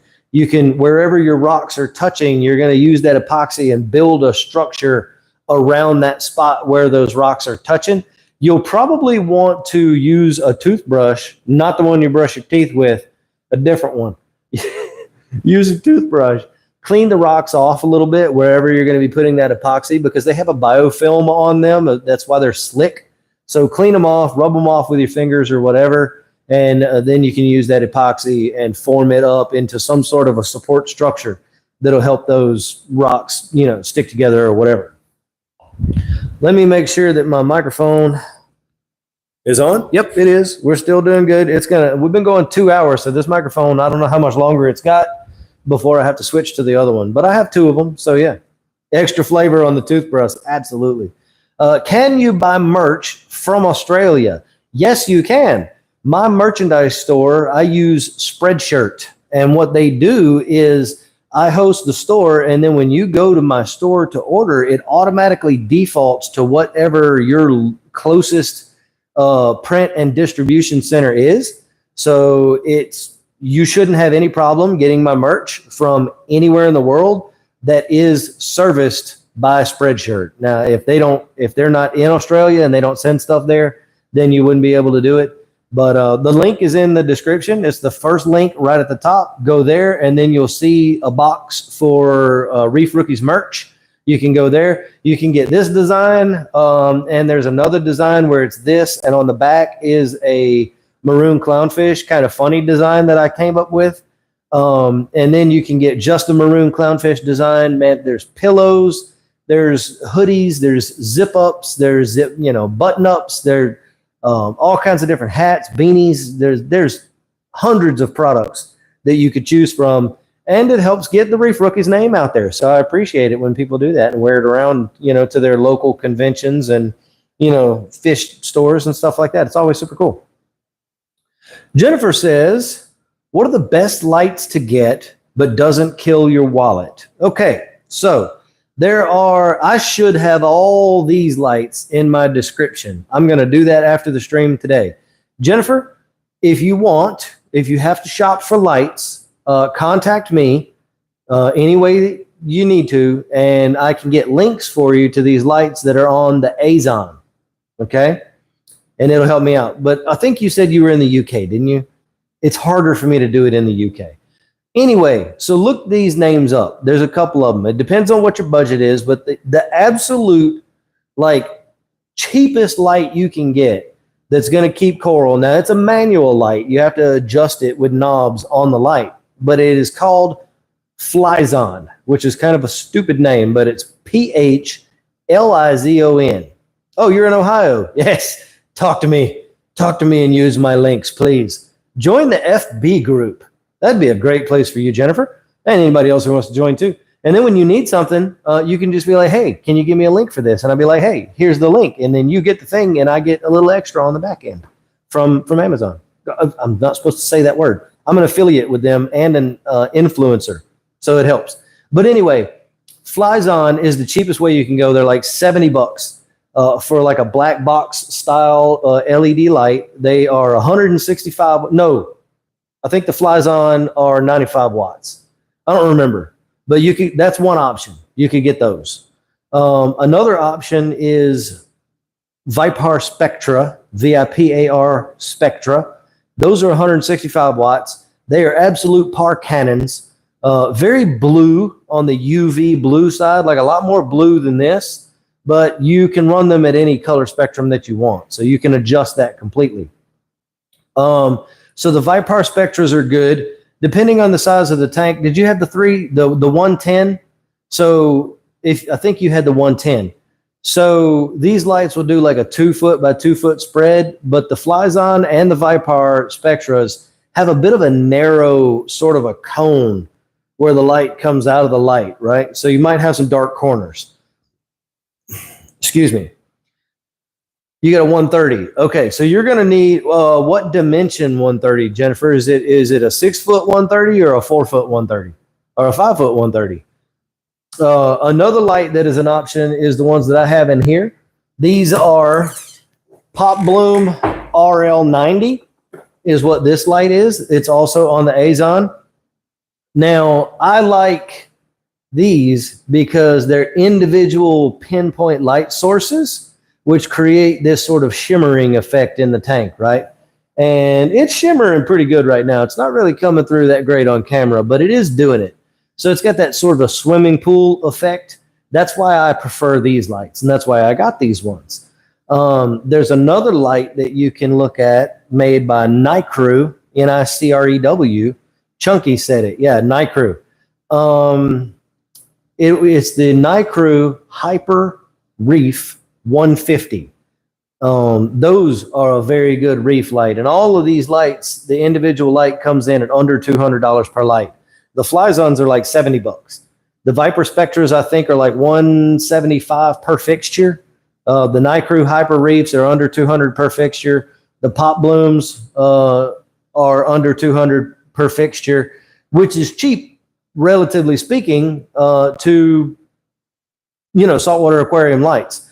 Even just like the AI Prime, like the 16 HD or whatever, is like $300 and something for one of them. So it just depends. Vegas says that's why you have to use gel. It'll kind of skim over on the outermost edge of the super glue, but the center, it remains sticky. Yeah. I'm just not joining. Oh, I think you meant now. Okay, no problem. Yeah, so this is a 210 gallon tank, and I have a 75 gallon sump down below. What's the food company you use again? Been watching forever, so I forgot the name. Dymax, Dymax is the pellet food that I use. Yeah. So let's go back here. Vegas has the night crew and the controller. I like it. Yep. So yeah, some of those lights, they have controllers and stuff. And if you get the light and you don't get the controller, you won't have full, complete control over what's going on with that light. So make sure, like the night crews are like that. They have a separate controller. So make sure if you get night crews, you also get the controller, but you only need one controller for up to like 6 fixtures or something like that. So yeah, keep that in mind as well. Let me see here. I missed a couple things. Hang on. Oh yeah, no problem, Mo. Wayne says I had some Dunkins up and no good. 15 heads. The rest of the tank is fine and growing. Huh. That's really weird. Wayne, do you have any angelfish of any kind in that tank? Either the pygmy type or the main big type of angelfish at all? Chunky says, do you think I could pair Instaset with that underwater for use, or would it not work? I'm not sure, man. I've never, yes, Jennifer, all of those lights I mentioned, they're all going to have enough PAR and the right spectrums for corals. Yeah, absolutely. I would only recommend a light that wouldn't if somebody asked me specifically for a fish only light for a fish only tank. But yeah, all those ones that we were talking about, and there's more. Those are just the main ones. They will grow coral. Yeah, Chunky, I'm sorry, man, but I don't know what to tell you about that glue. I would, that's most people, when they're using that stuff, they mix it with super glue gel, but I don't know how they don't glue it to themselves.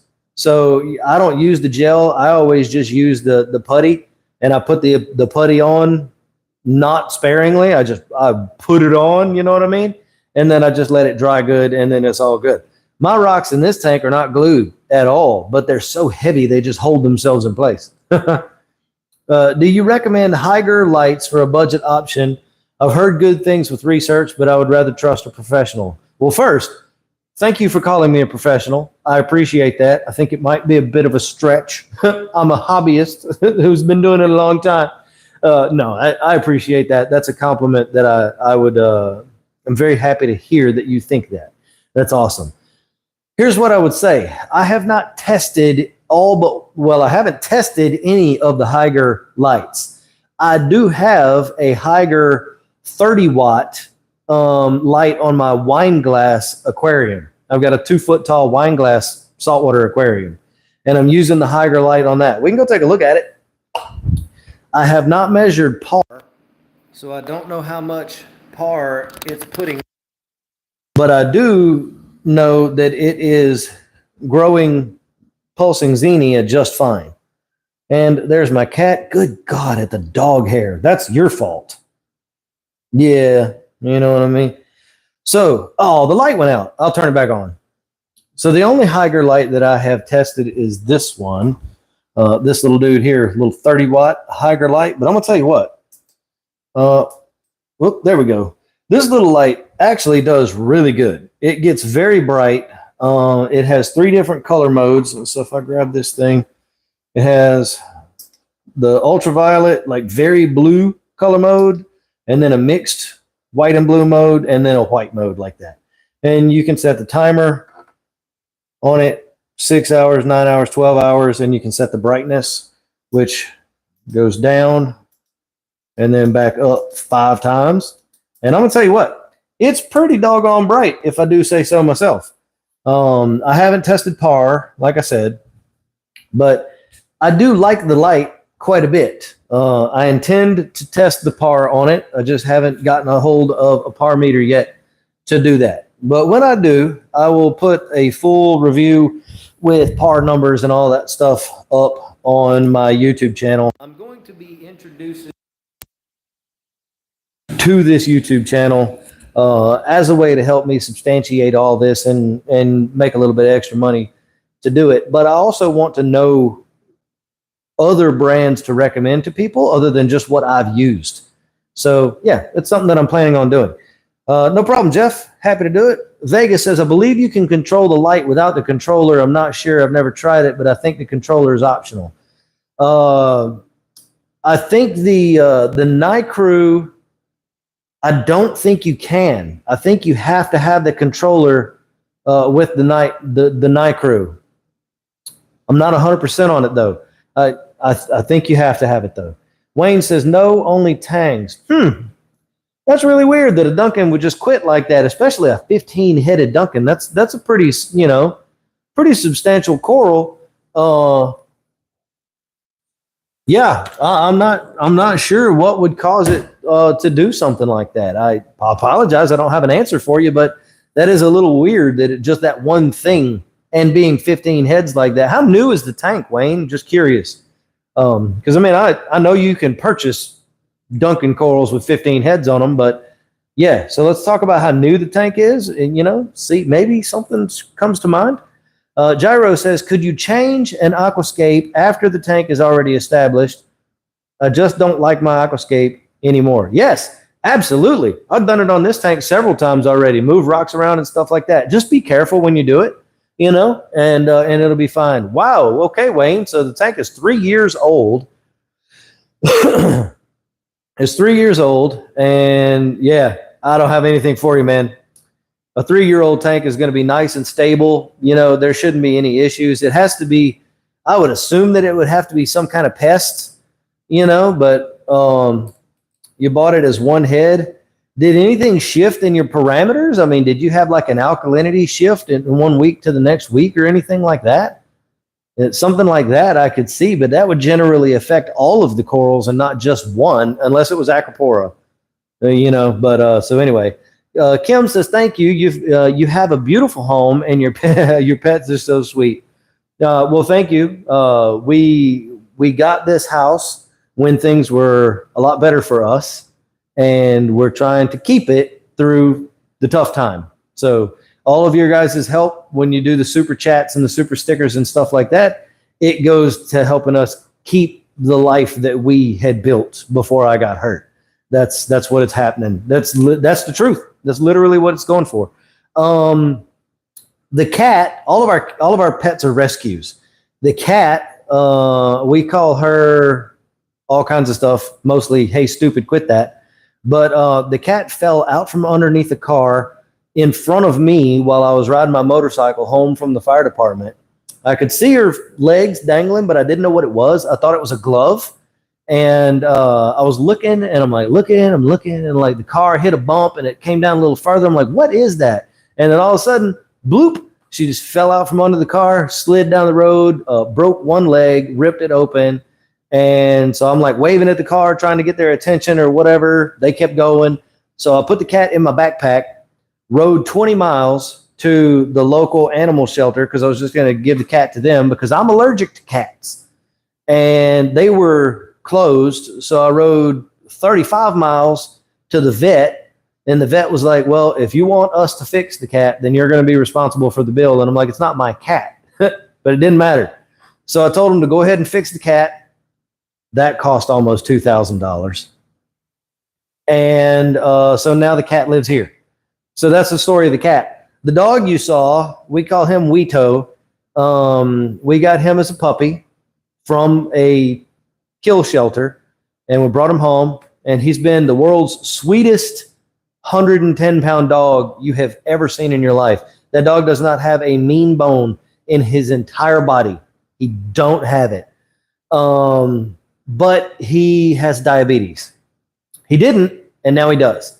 So he gets injections twice a day with his food at 6 a.m. and 6 p.m, and to maintain his diabetes. And he has diabetic glaucoma, so his eyes are completely clouding over now, and he's almost blind at this point. And he weighs 110 pounds, so I can't like scoop him up and take him anywhere when he has to go pee. He just walks around until he finds some grass, and then he does what he has to do.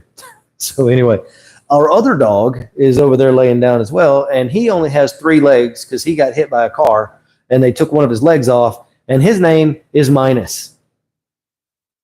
What are you going to do, right? Now, he does have mean bones. plenty of them. He is spicy. But he likes to play a lot. And he's one of the fastest dogs I have ever seen. And he only has one leg in the back. I think taking the leg off is like weight reduction or something, because like he is super fast for a dog with only one leg.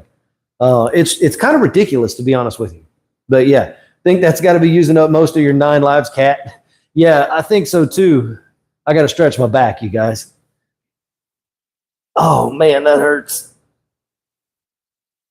So anyway, less about the other pets. That's also why we have a betta fish. My wife saw the betta fish at the pet store and was like, I'm really sad that fish is in that little cup.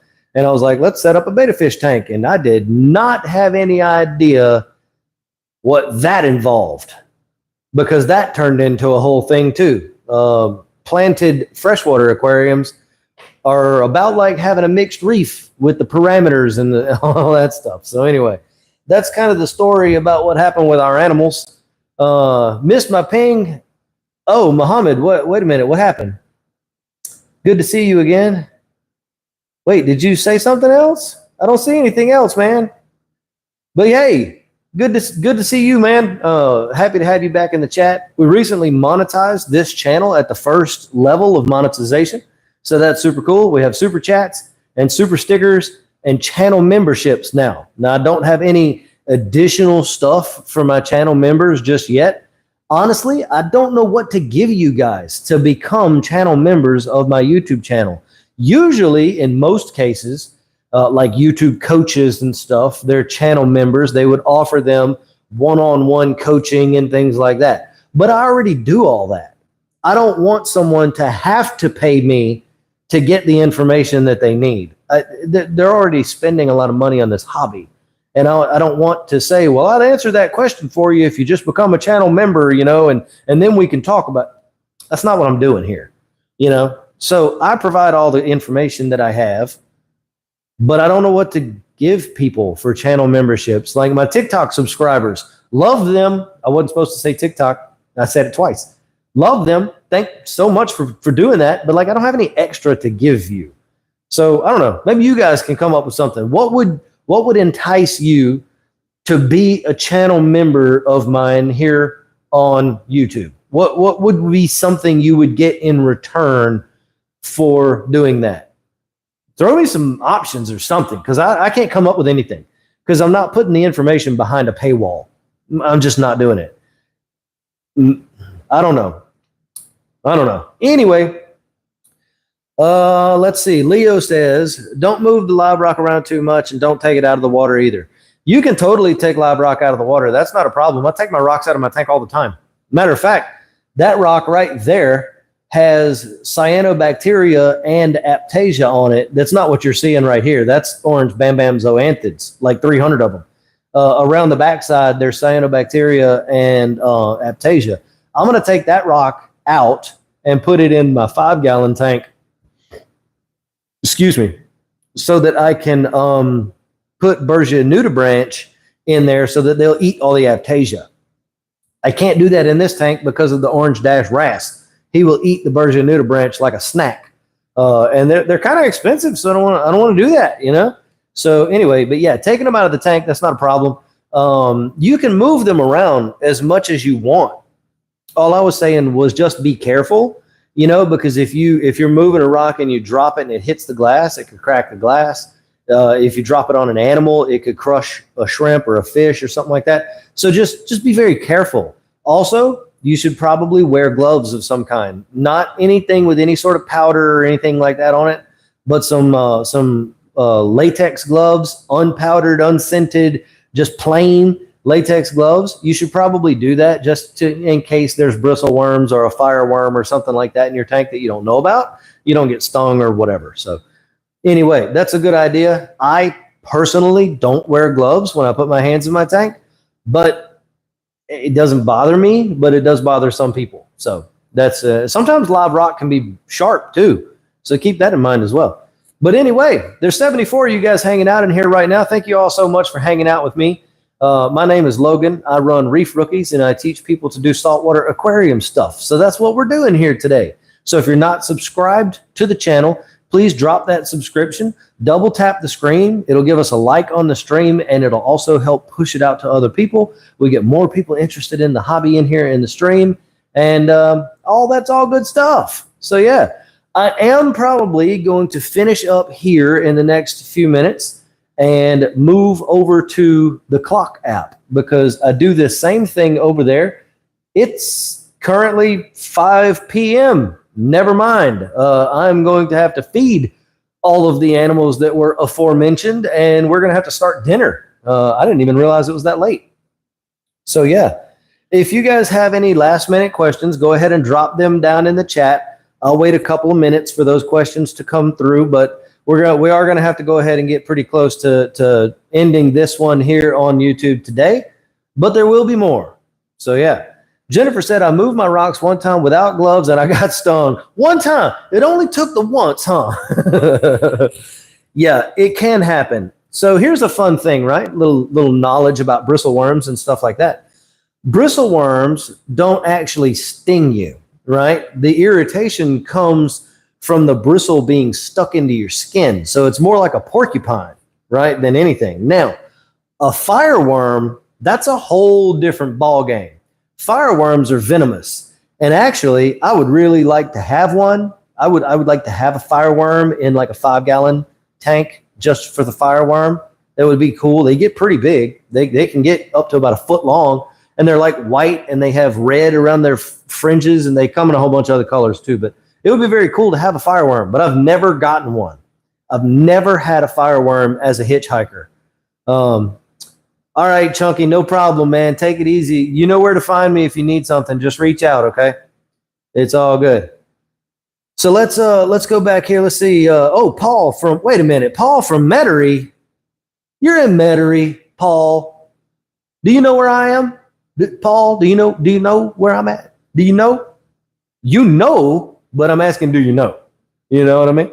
What is a fireworm? So a fireworm, I'm going to show you. Jennifer, do you know what a bristleworm is? Well, let's start there. Have you ever heard of a bristleworm? Well, I'm assuming so, since you got stung by one. They are polychaete worms. I forget what family they're in.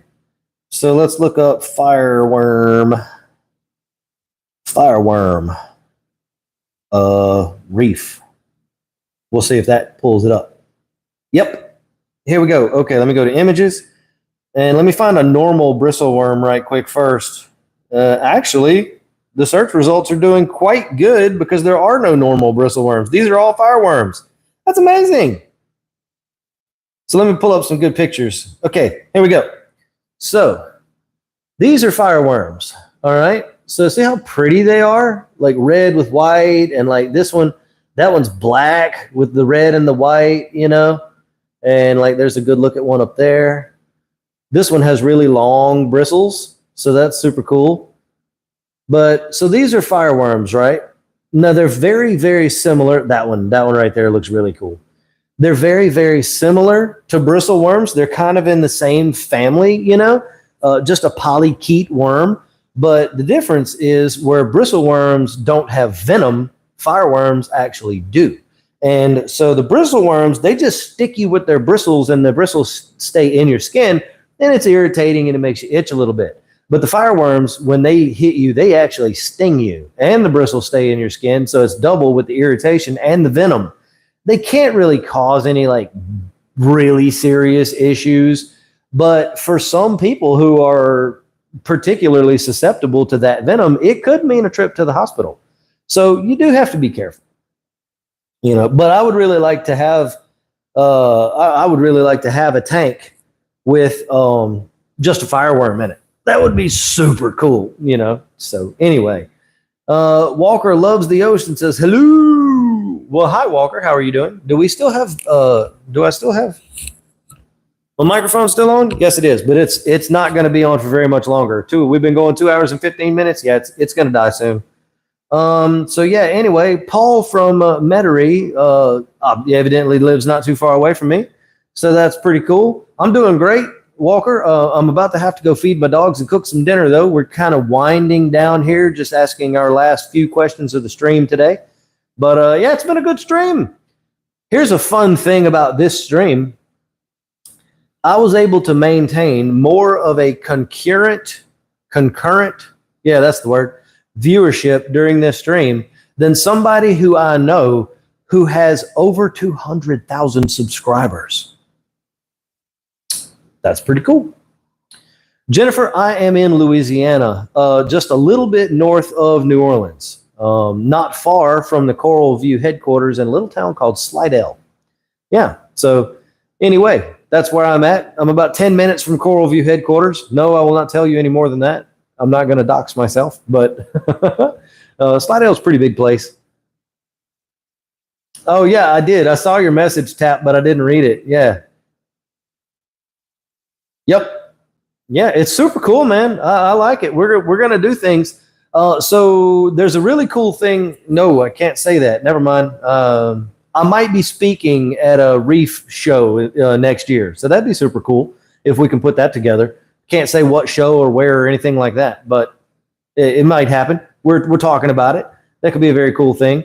One of the next things that I would like to put in this tank as far as fish go is a mated pair of psychedelic mandarin dragonettes.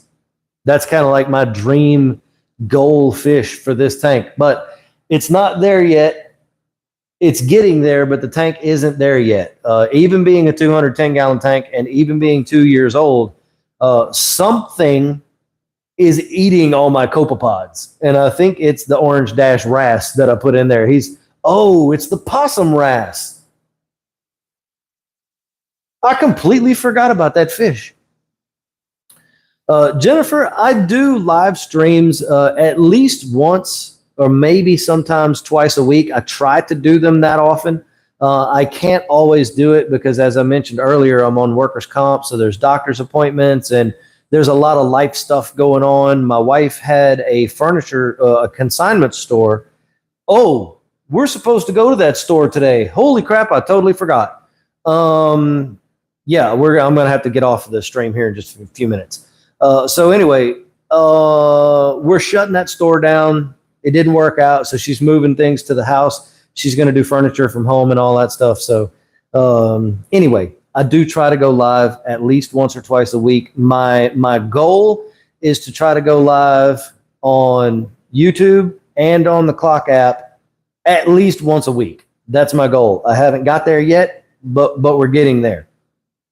Yeah, we do. We have to go to the store. We got to take some trash out, finish packing that store up and getting finished with that and being done with it. So I am going to have to go ahead and go, everybody. But Jennifer and everybody else who's here right now, make sure you're subscribed. Make sure the notification bell is on. Please check that link in the description, the very top link. It's Linktree/Logan's Links or whatever. It'll open a page that'll take you to the Facebook group, the TikTok channel. The Discord channel is available for you. It has my merch there if you want to get in on the founding member merchandise, which is going to go away sometime soon, and I'm not going to say when. It's just going to disappear. So yeah, if you want founding member merch, you can support us in that way as well. And I do have some links there for like the Pop Bloom lights, the world's smallest hang on the back filter. You don't have to pay attention to those if you don't want to. But yeah, I'd love to have you all in my Facebook group. Tomorrow, I'm going live on that group to do a $50 giveaway for the first 1,000 members of the group. I'm going to do it again at 2,000 and again at 3,000, 4,000, 5,000. So yeah, if you guys want to join that to be part of the next one that we do, there's going to be some other giveaways that are going on in the Facebook group. It's just easier for me to do it on Facebook than the other platforms. So yeah. Jeff said, hey, just to let you know, I had no idea who you were. YouTube suggested you, so that's a good thing. I guess your algorithm is doing well. It's doing pretty good, Jeff. Thank you very much for that. I appreciate it. Jennifer, it is Reef Rookies with Logan. That's the name of the group. You can search for it that way. But yeah, Jeff, I have been on YouTube in some capacity for about 10 years. I had a Minecraft YouTube channel for a while. I got it to about 3,500 subscribers before I decided that one just wasn't going to go anywhere. And then I've had several other ones since then. This one I decided to make after I made the TikTok channel, and I did the TikTok channel because it was just for fun, right? I'm like, let me upload some TikToks about my fish tank or whatever. And then it started taking off, right? And people started asking me questions, and I started answering questions. And my wife was like, "You're really good at this." And I was like, "Maybe." And so it just spiraled. One thing led to another, and I decided to put the long form videos upload to YouTube first, but they also get uploaded on TikTok a week later. So I give them a little time to simmer here on YouTube, and then I put them over on TikTok and stuff, because the long form does better here than it does there. But they're trying to be YouTube, and it's this whole thing. My 1 minute videos over there that are monetized over there don't qualify as shorts on YouTube, so I have to shorten them down below a minute for them to qualify as a short on YouTube. It's a mess. It's a mess. Content creator as a job is freaking hard, you guys. I work over 120 hours a week doing this. Work. A lot of that time is just answering questions on my phone. None of it is heavy. None of it is heavy lifting. None of it is hard. So call work, whatever you want to call it. But anyway, I got to go, y'all. We got things to do that I forgot we were doing. I do appreciate everybody for being in the stream today. If you want to get in any of those other platforms, you're welcome to do so. The link is in the description. So yeah, anyway, that's going to be enough from me. Thank you all for joining me. We had tons of interaction today on YouTube. I'm sure we got a few subscribers. So yeah, just make sure you get that notification bell rang, and it will send you a notification next time I go live. So I hope I answered some questions. I hope you guys have a great day and a great end of your weekend. And I'm going to go get some food. So yeah, y'all have it easy. Have it easy? Who even